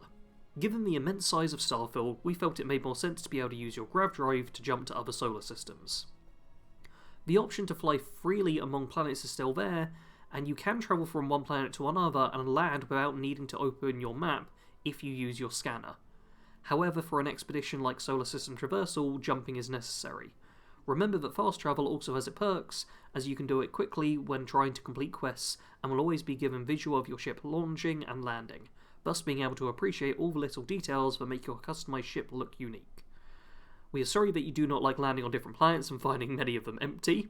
The intention of Starfield's exploration is to evoke a feeling of smallness in players and make you feel overwhelmed. Mm-hmm. You can continue to explore and find worlds, but do have resources you need or hidden outposts to look through. Canned response stuff. Yep. Yeah. To keep Starfield as dynamic as possible, NPCs are not fully scripted, so weirdness can ensue sometimes. The goal is to make believable characters on the screen with realistic reactions to your character. Just kind of talked about that. NPC AI has been improved with the move to Creation Engine 2 that has Radiant AI enhancements that allow for dynamic interactions within the game's various environments. I feel like that doesn't actually mean anything. Yeah, that could be like, oh, Radiant quests, you mean? Like the random nameless NPC you can run into that gives you a useless quest? Yeah. Like, that's where my mind goes. My mind's just like, oh, adventurer, there's a cave over there for the dynamic interactions with the game's various environments. Yeah. Which is something we've seen before. Oh, I see another survivor outside of the cave or another scavenger outside the cave is like, no, this is my pile of scrap. Yep. And then I shoot him. Or I just ignore him and take the stuff anyway and he doesn't do anything. Yep. And Dynamic. let me say, to round it up, if you feel that things are getting boring, there is so much more to do than just the main mission. There are many side missions where you can learn more about the people and the story of Starfield. You can take time to explore various planets for resources and items. Break the law by smuggling and selling contraband. Build your own outposts and starships and customize them to your enjoyment. There are many things you can do, and you can visit our Discord for further ideas from other players. And then it's like, yep, provide the feedback here, never stop exploring Bethesda customer support. Yeah. So, there's still a lot of the cookie cutter stuff, but clearly there's some level of replying to the specific things in the initial reviews going on here. Mm-hmm.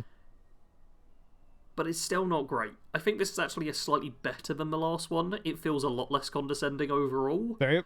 Much less. But it's still not good. No.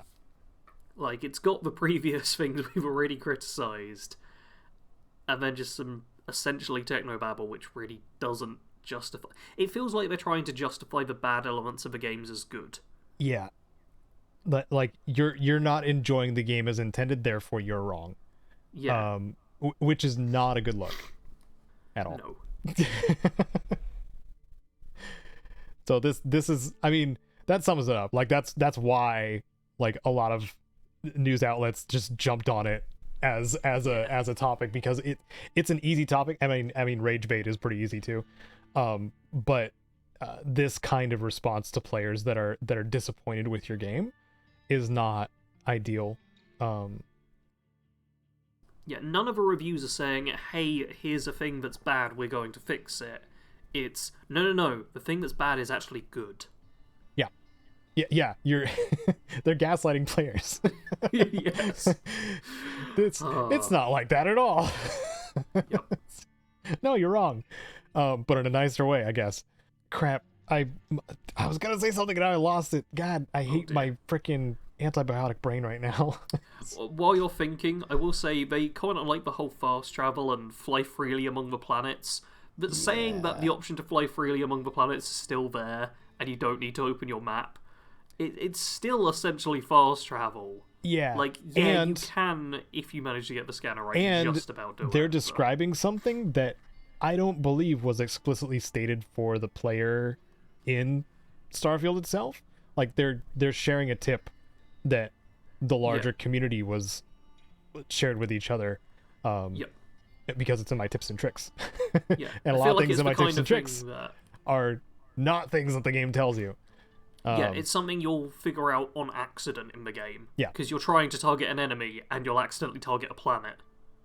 And you'll be like, oh, interesting. And like, hitting your scanner button is not something that my brain even, like, thought was necessary, because you have the whole, ship UI there. Why would you need to, press your scanner while you're in your ship? Because you have your targeting system already that is a different button. And like, it's kind of messy. But yeah, bring up your scanner. It lets you just seamlessly land on something. Didn't know if anybody needed to hear that, but it's one of many on my tips and tricks for Starfield. So you don't have to bring up the planet map all the time, and it's slightly more immersive. Yeah. And slightly overwhelming. Yes. But no, Caedo, the overwhelming thing is good. The right. game's meant to make players feel overwhelmed. Overwhelming is good. That's a positive. Yep. I will say, specifically, they do mention if you feel things are getting boring, there are many side missions to do. That's a bit better than the previous. Things aren't boring. You're out in space. Like, I feel like this is a better version of the "hey, don't be bored anymore" thing. They are trying to the give some astronauts suggestions. weren't bored, so you shouldn't be. Yeah, just don't do that anymore. It would be nice to see Bethesda, because I think before these reviews as well, or the replies to reviews, people weren't like quite as confident with Bethesda thinking the game was the best thing ever. Like, I think plenty of people were a bit more like, oh, okay, this hasn't gone great. It's probably rushed out a bit and had to cut back on things. Like, there was a bit more leeway given, at least among the more rational people online. Obviously, there's always going to be people who instantly go for the angry one, but with reviews, even those of us who are a bit more like, let's give a bit of benefit of the doubt, are like, no, this is just bad. You can't just try and cover up the bad stuff by claiming it's not bad. Yeah. The best thing you can do is accept, hey, we see your concerns, we see there's things you don't like, we're going to be working on the game for a long time, here's where you can give some feedback, here's a few suggestions. Yeah, even the non-answer, like, we'll look into it. Yeah. You know, a lot of developers do that. Yep. Do they look into it? We don't know. Yeah. I mean, most developers just flat out don't respond. Yeah. And for once, that would be better. Yeah. Yep. I feel like a lot of the time it's quite easy to give a response which isn't bad, but these responses have ranged from neutral to bad. Like, the best of the best responses from a developer you'll see on any of these if you search through, none of them are going to be good. At best, you might get a short one which is neutral. Yeah.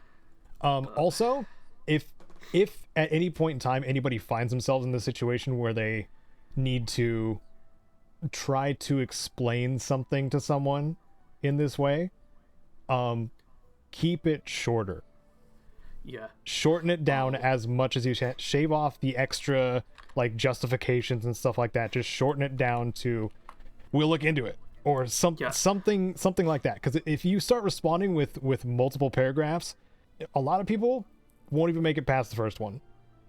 Yeah. I found a brilliant one where the entire review is just Starfield makes Fallout 4 look like a masterpiece, which is marked as a negative review. They've not recommended it and stuff, but the response by another Bethesda customer support is basically 4 paragraphs.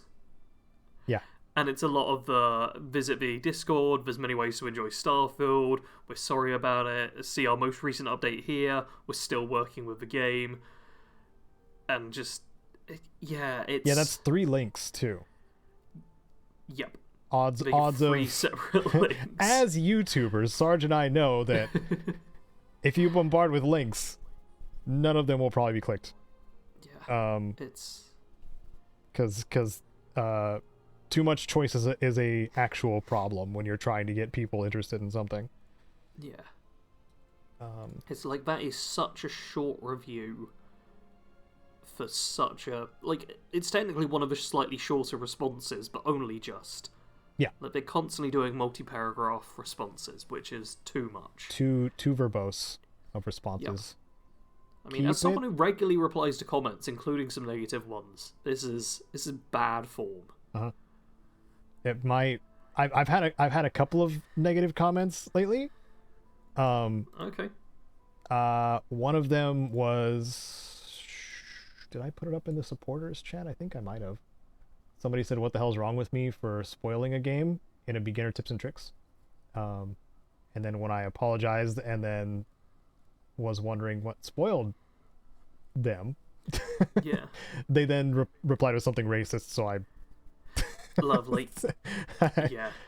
I deleted it. Yeah, I've had some of those people in the comments. And then I once got told off for spoiling Fallout 76 by showing some of the enemies in my beginner's guide. Yeah. Which was a weird one. We've both learned doing what we do that spoilers can mean very different things to different people. Yeah. Showing anything on screen for some people is a spoiler. Yep. Showing generic gameplay that has no plot can be a spoiler. Yeah, it was the Starfield sucks comment. It's a complete waste of time and money. How game companies are able to churn out this mediocre trash without serious consequences is why things will only get worse. Great games are dead. Yeah. That was a comment left on my Starfield tips and tricks before it in the 5-day or 5-day gap where it didn't really do much views wise, and that was like one of the 2 comments or something like that. And I think my response was something along the lines of, thanks for the engagement. Have you tried Baldur's Gate 3? I feel like we're on the what we've been up to section now. Yeah. Because we're talking about replying to comments, and I think I've actually got some stuff to talk about. And in that. because of the nature of the general topic being negative too, I'm sure a lot of people are gonna have things to say in the comments. Try to keep it friendly as much as you can, please. Because like we can still be critical of things and not be a jerk.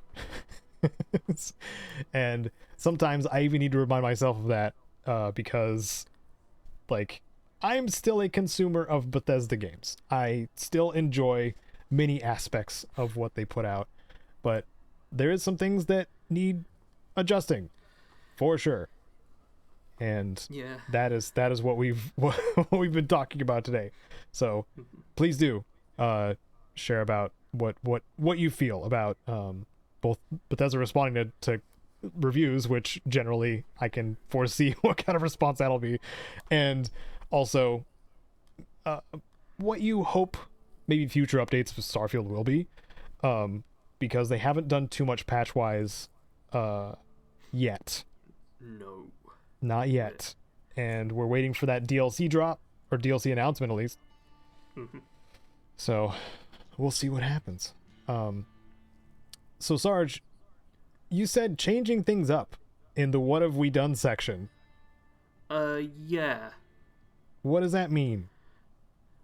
I'm gonna be changing things up. I don't honestly know how much to talk about it, but the channel's not doing well. Channel's not been doing well for a very long time. Like, I'd say a good year or so since the channel was last doing even okay. And obviously I'd hoped that maybe with Starfield I could turn things around, but that has not happened. Not at all. Like, just, no. Just, it's gone bad. Obviously Starfield is not as good as we hoped, but on top of that, just there's very little viewership. I made a video the other day called Starfield 3 months later, where I talked about how, like, the game's kind of not died, but it has lost a lot of interest. It's kind of a lot of people, like, a lot of those reviews we saw were people who had put in, like, dozens of hours and then been like, yeah, it's not there. Yeah. Almost 100 hours in some cases. Yeah. It feels like for a lot of people, you play for, like, up to 200 hours, up to 300 hours. Somewhere between, like, 50 hours and 300 hours seems to be the point where players are just like, I've done everything worth doing, this is boring now. Yeah. And I wanted to kind of talk about that in my discussion video. The comments were mixed. I have been mixed so far. I need to reply to them still, because I didn't get round to it yesterday. But some people are, like, perfectly rational with their comments. One person says, yeah, I agree, Bethesda dropped the ball on Starfield. That's fair enough. And another person's like, when you have 100 million Sony fans review bomb a game and then the rest of the gaming population appease those review bombers, I don't like that one so much. That's just opening up the console wars discussion, which is stupid. Yeah, there are a lot of people going, like, too far one way or the other. I also, weirdly, on one of the videos, like, a while back, where I criticised the game a little bit, like, not a lot, but a little bit, someone said they wanted to slap me or hit me or something for being too positive about the game. On a video where I was critiquing it. Interesting. Yeah. I got rid of the person, obviously, because I was like, nah, I'm not having you on the channel. That's vile. Yeah, I've noticed a lot of people immediately jumping into the either super defend it and do, like, what I said earlier with the game's not going to hold your hand, stop complaining sort of thing, where they're doing the same as the Bethesda review responses of trying to justify every part of the game as good, rather than accept that, while it does some things fairly well and there's some cool stuff, it just doesn't hold up for long enough. But then there's other people who are going full on with, oh, it's the worst game ever, Bethesda sucks forever now, you're all idiots for having played it, sort of thing. And it's not been a fun experience. Yeah. I'm sorry, Sarge. On a Sarge. tangent there. Yeah, but I've had a solid try with Starfield. I think for both of us, the game's not gone well in terms of like views and like it's not been good for us as creators. Yeah. Or at least as good for us as we would have hoped. I can say that for certain. It's because we're also like stuck here waiting for a trend spike, which is basically what put our videos over 1,000 just by getting that one patch that added a couple of things. That's the kind of thing that we're waiting for. Obviously, whenever DLC comes out, then there will be another trend spike. But we're just kind of stuck here waiting for that to happen just by filling time with possible things that might get seen later. Which kind of sucks. Me being in the health state that I'm in, I haven't really done much for like guide videos and stuff like that, just because I haven't had the energy to. And that part sucks too, because like I think we're like 3 weeks in of me not making any Starfield guides whatsoever. And obviously I get penalized for that too. So, you know, but again, also waiting for the trends to jump up again, and then some more of my guides being seen, and hey, the New Game Plus guide is doing good. It's doing pretty good. That's some 12k views. Yeah. So, you know, I just gotta make more stuff like that. Yeah. And then hope people don't get really angry when DLC starts happening with Starfield. Because I know angry engagement is still engagement, but I would much prefer people helping each other out in the comments more so. Yeah. We're some of those weird people online who think video games should be like fun and there should be a fun space around them because they're like an entertainment hobby. Yep. It's kind of this niche underground movement of enjoying games and focusing on Unfortunately, we get penalized too for being relatively level-headed. Because the rage bait is what gets the views. Yeah, right before this PIPCAST, and the engagement. I pinned a comment to my discussion, kind of being like, "Hey, I think I need to make it a little clear that I like Starfield overall, but I've hit the wall with it, and that's my complaints here." Because I made sure in the video, and this is something I'm doing with every negative video, I make sure to say, Starfield is a good game. I like Starfield. I've said it multiple times in this video, because I want there to be some level of, oh, I'm just not being angry about it. And, like, people do not listen to that. Like, I say multiple times that I think the game is good, it's just not great. Yeah. And then people are like, God, you hate the game. Yeah. Yeah. People will also hear what they want to hear a lot of the time. Yes, very much so. But yeah, obviously, channel's not been doing great. I've started looking into getting a part-time job or something, because it's been a while where the channel's not been doing good, and there's not been a turnaround at all with Starfield content. Like, to be clear, the channel's doing pretty much the same before Starfield was out as after Starfield was out. I've just got a slightly different audience. So, yeah, I'm looking... In the new year, I'm thinking about changing the channel a bit. And kind of doing things differently. I'm going to have a channel update out by the end of the year. But I've tried to run the channel a certain way where I go from this game to that game and do this kind of stuff. And it's not worked out. And if I'm going to need to get like a second job anyway to keep things going, then I want to change the channel and do it in a way where I'll just enjoy it more. Yeah. And kind of have it be its own thing. Because doing this full-time is no longer viable for me at all. At least for now.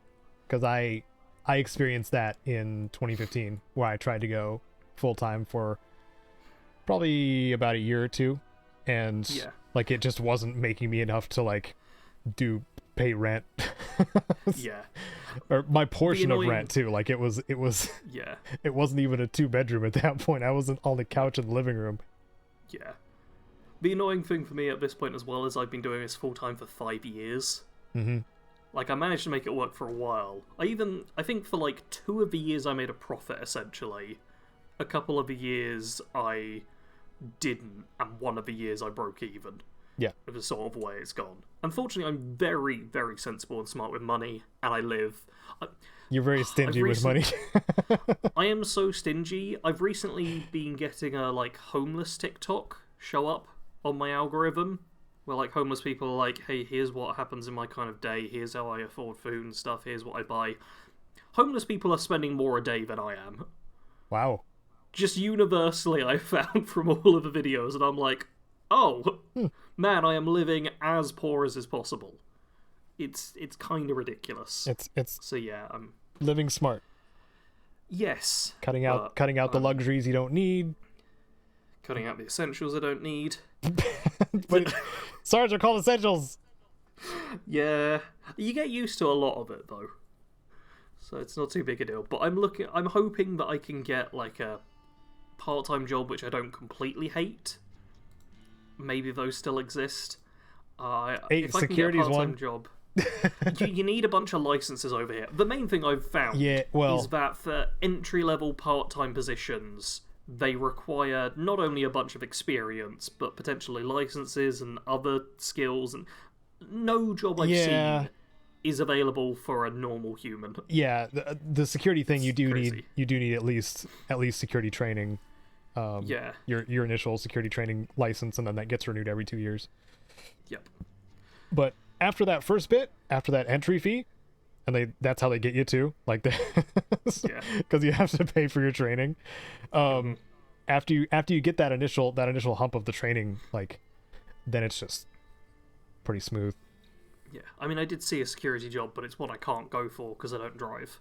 Oh, rough. Which, is a requirement for a lot of them as well. Right. Yeah. I initially didn't have a license when I first started working security, but they were like, you should really get that taken care of so we can have another person in the patrol vehicle, because we are low on people who can patrol. Man. Yeah. Fortunately, I have enough money saved up that I'm not, like, about to go broke without having the second job, but I am hoping that there'll be a second job show up that is just available where they just need a human. Yeah. They just need a human. That's all the only requirement, really, but... I hope that for you too, Sarge. Yeah, I'm waiting on that, but from next year onwards, the channel will be changing. I'm going to be doing broader scope, I think, and less focused on trying to do what YouTube wants, which is, hey, you're a channel that covers this game and does this one thing, and I'm just going to try and have a bit more fun with it. Because if it's not being profitable while I'm trying to do things in this very specific way, I may as well just do things in a way that'll be fun for Maybe me. just pivot and do some experimental stuff while you have a stable income kind of thing. Yeah. And, But I've also spoke to a few different creators about stuff regarding this. In fact, 4 different people I think I've spoke to at this point. It's been you, it's been Jordan, Dr. Jordan Breeding.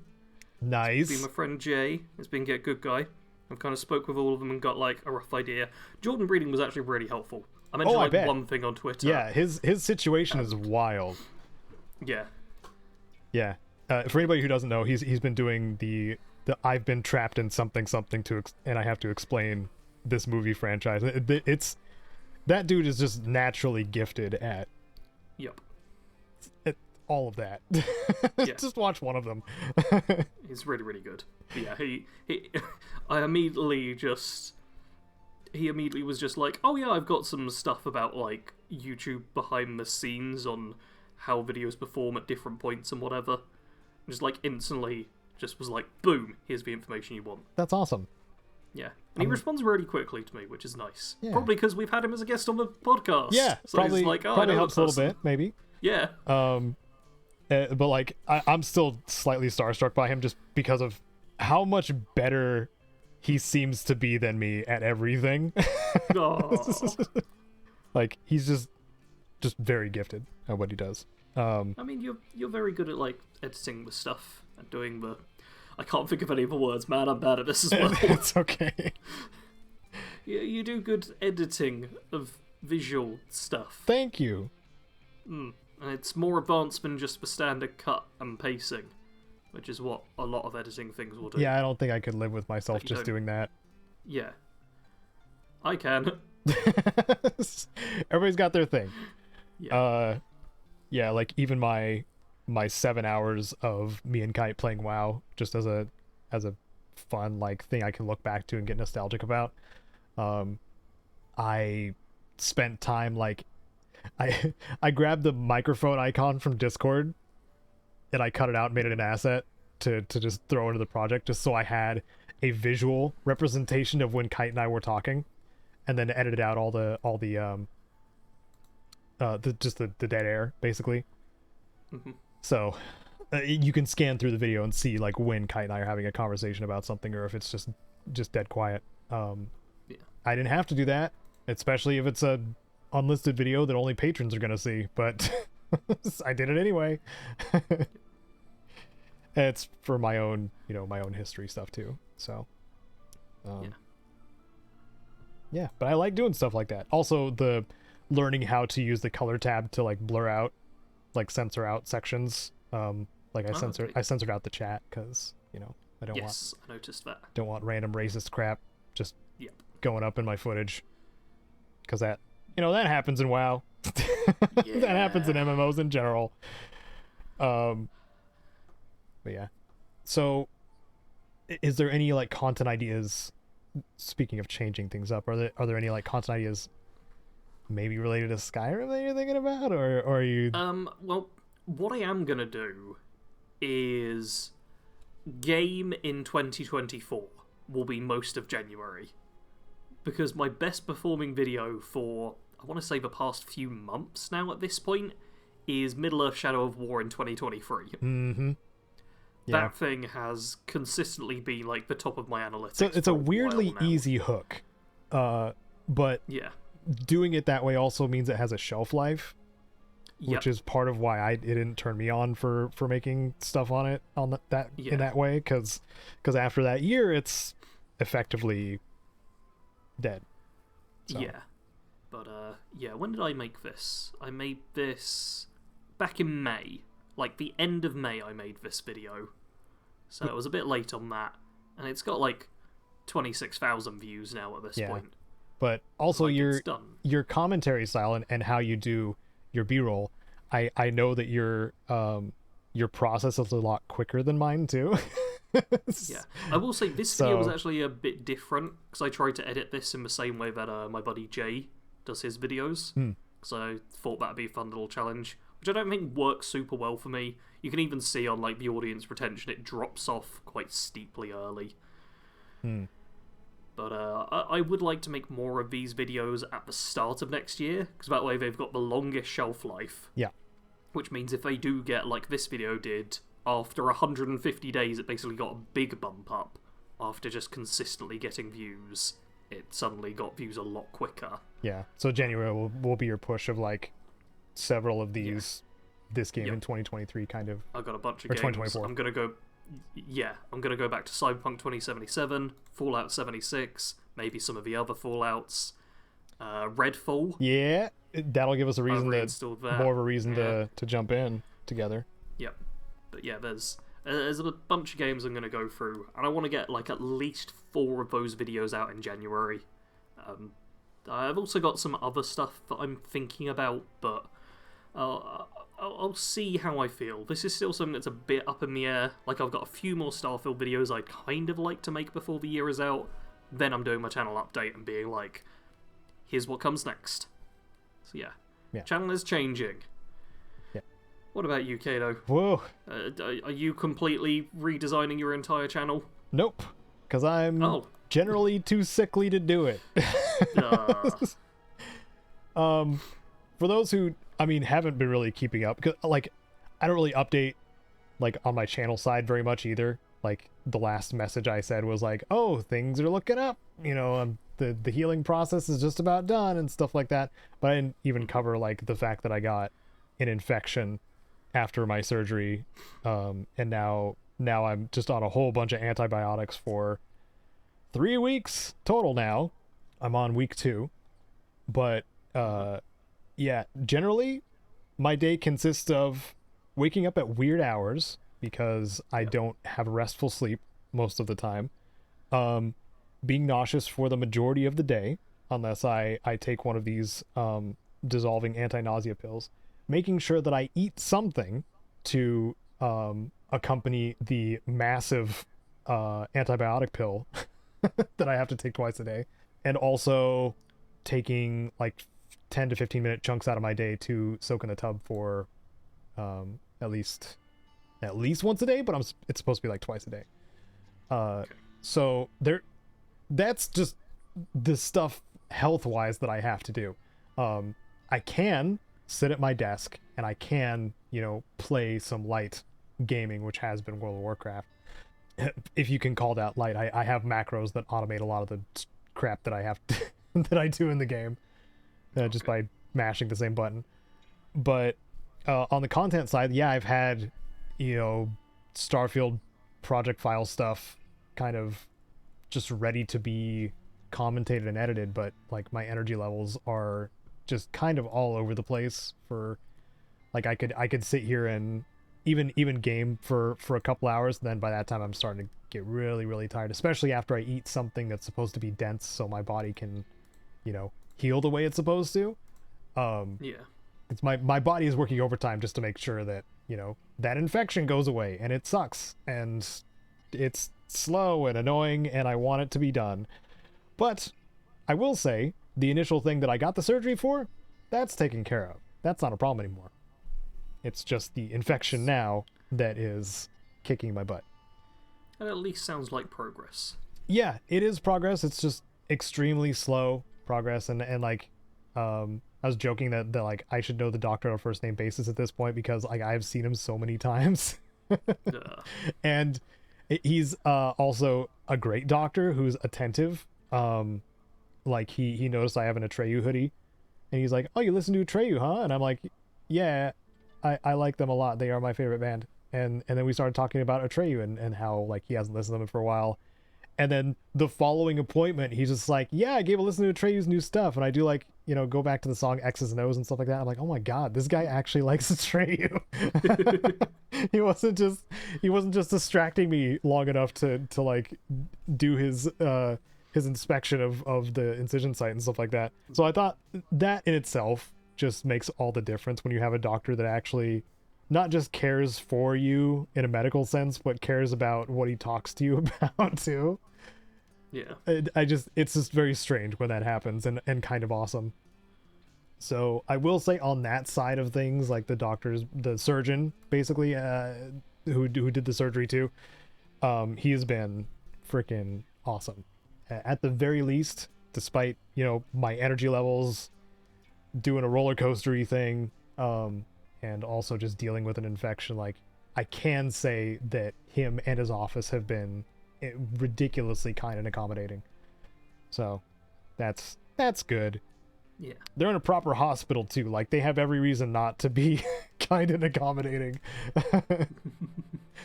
But yeah, you can tell that they care, which is cool.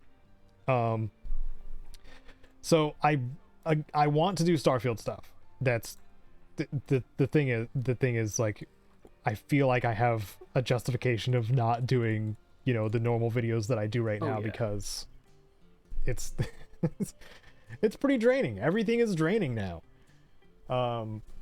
So some more passive things I've been doing is I've been watching a couple of Korean soaps. I just like calling them that because it's funny. I mean, but these are a couple of drama action films. The Along with the Gods series. There's 2 movies in the series so far. Along with the Gods, The Two Worlds, and Along with the Gods, The Last 49 Days. This is I guess I'll just read the wiki because it's a lot easier. It's a South Korean fantasy action film directed by Kim Yong-hwa, and based on the webtoon series by Joo Ho Min. Along with the Gods, which was inspired by the Korean Joseon Dynasty Buddhist paintings and early Buddhist texts of the 10 Kings of Hell. It stars Ha Jung-woo, Cha Tae-hyun, and Ju Ji-hoon, and Kim Hyung-ji. I am so sorry if I pronounced any of those horribly incorrect. Were they good? Yeah, I enjoyed them quite a bit. The level of special effects was way higher than I was expecting. Like, Okay. like if you've seen any Bollywood special effects, like it was that kind of craziness, but seemingly higher quality in appearance. And also, so this is initially about a firefighter. Like the very beginning of it, firefighter dies by jumping out of a building while he's cradling a child and basically taking the entire brunt of gravity, and it kills him. And then 3 guardians show up that lead him through each of the to like the 10 Kings of Hell, which judge him on basically his path in life.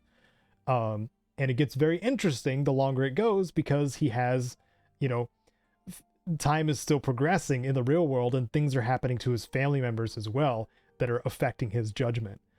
And each of these realms of hell are very stylistically different, and also have these very interesting like variants on demons and stuff like that.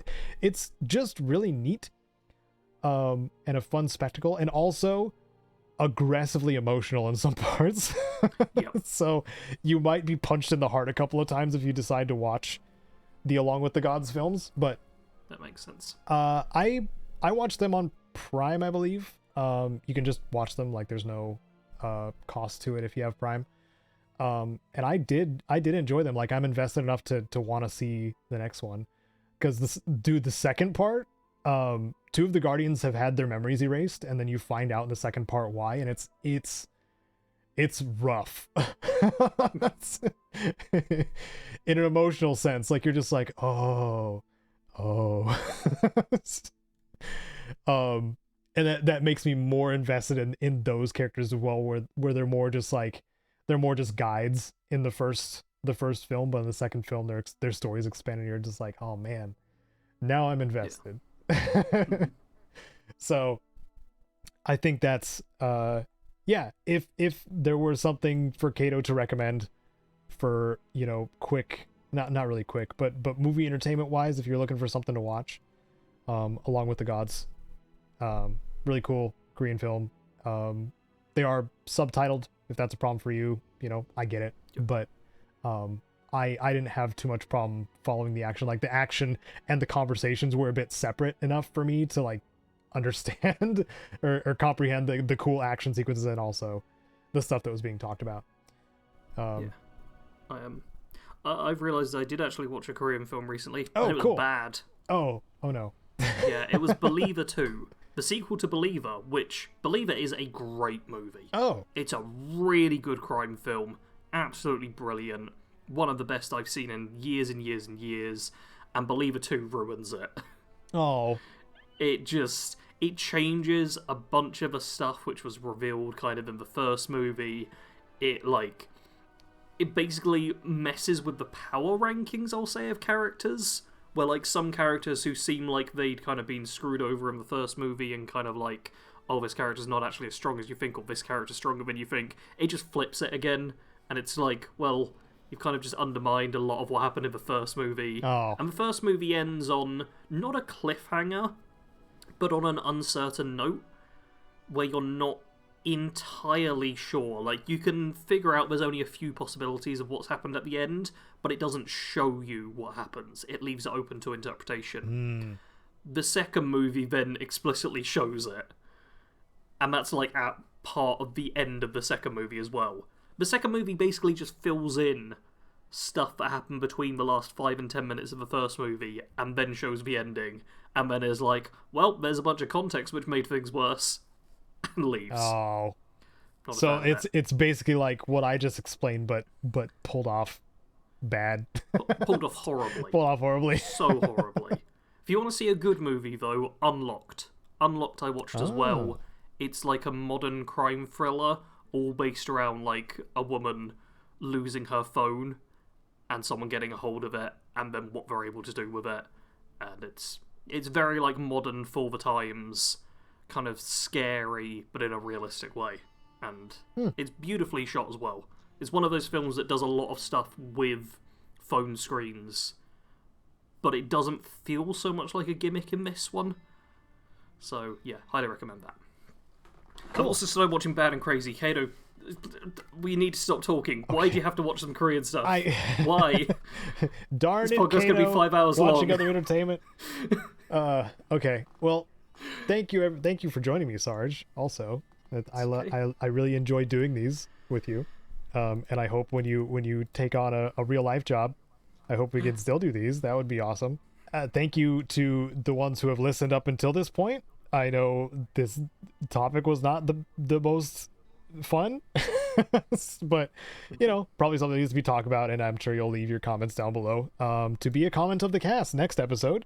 Whenever we do that, I don't know, things might go downhill for me when it comes to the infection. I might have to get a follow-up surgery, so if I don't upload a PIPCAST in 2 weeks, that will probably be the case.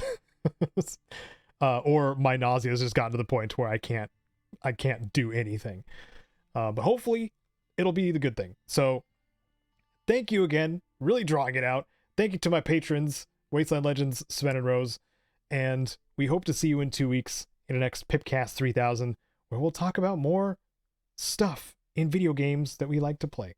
Bye!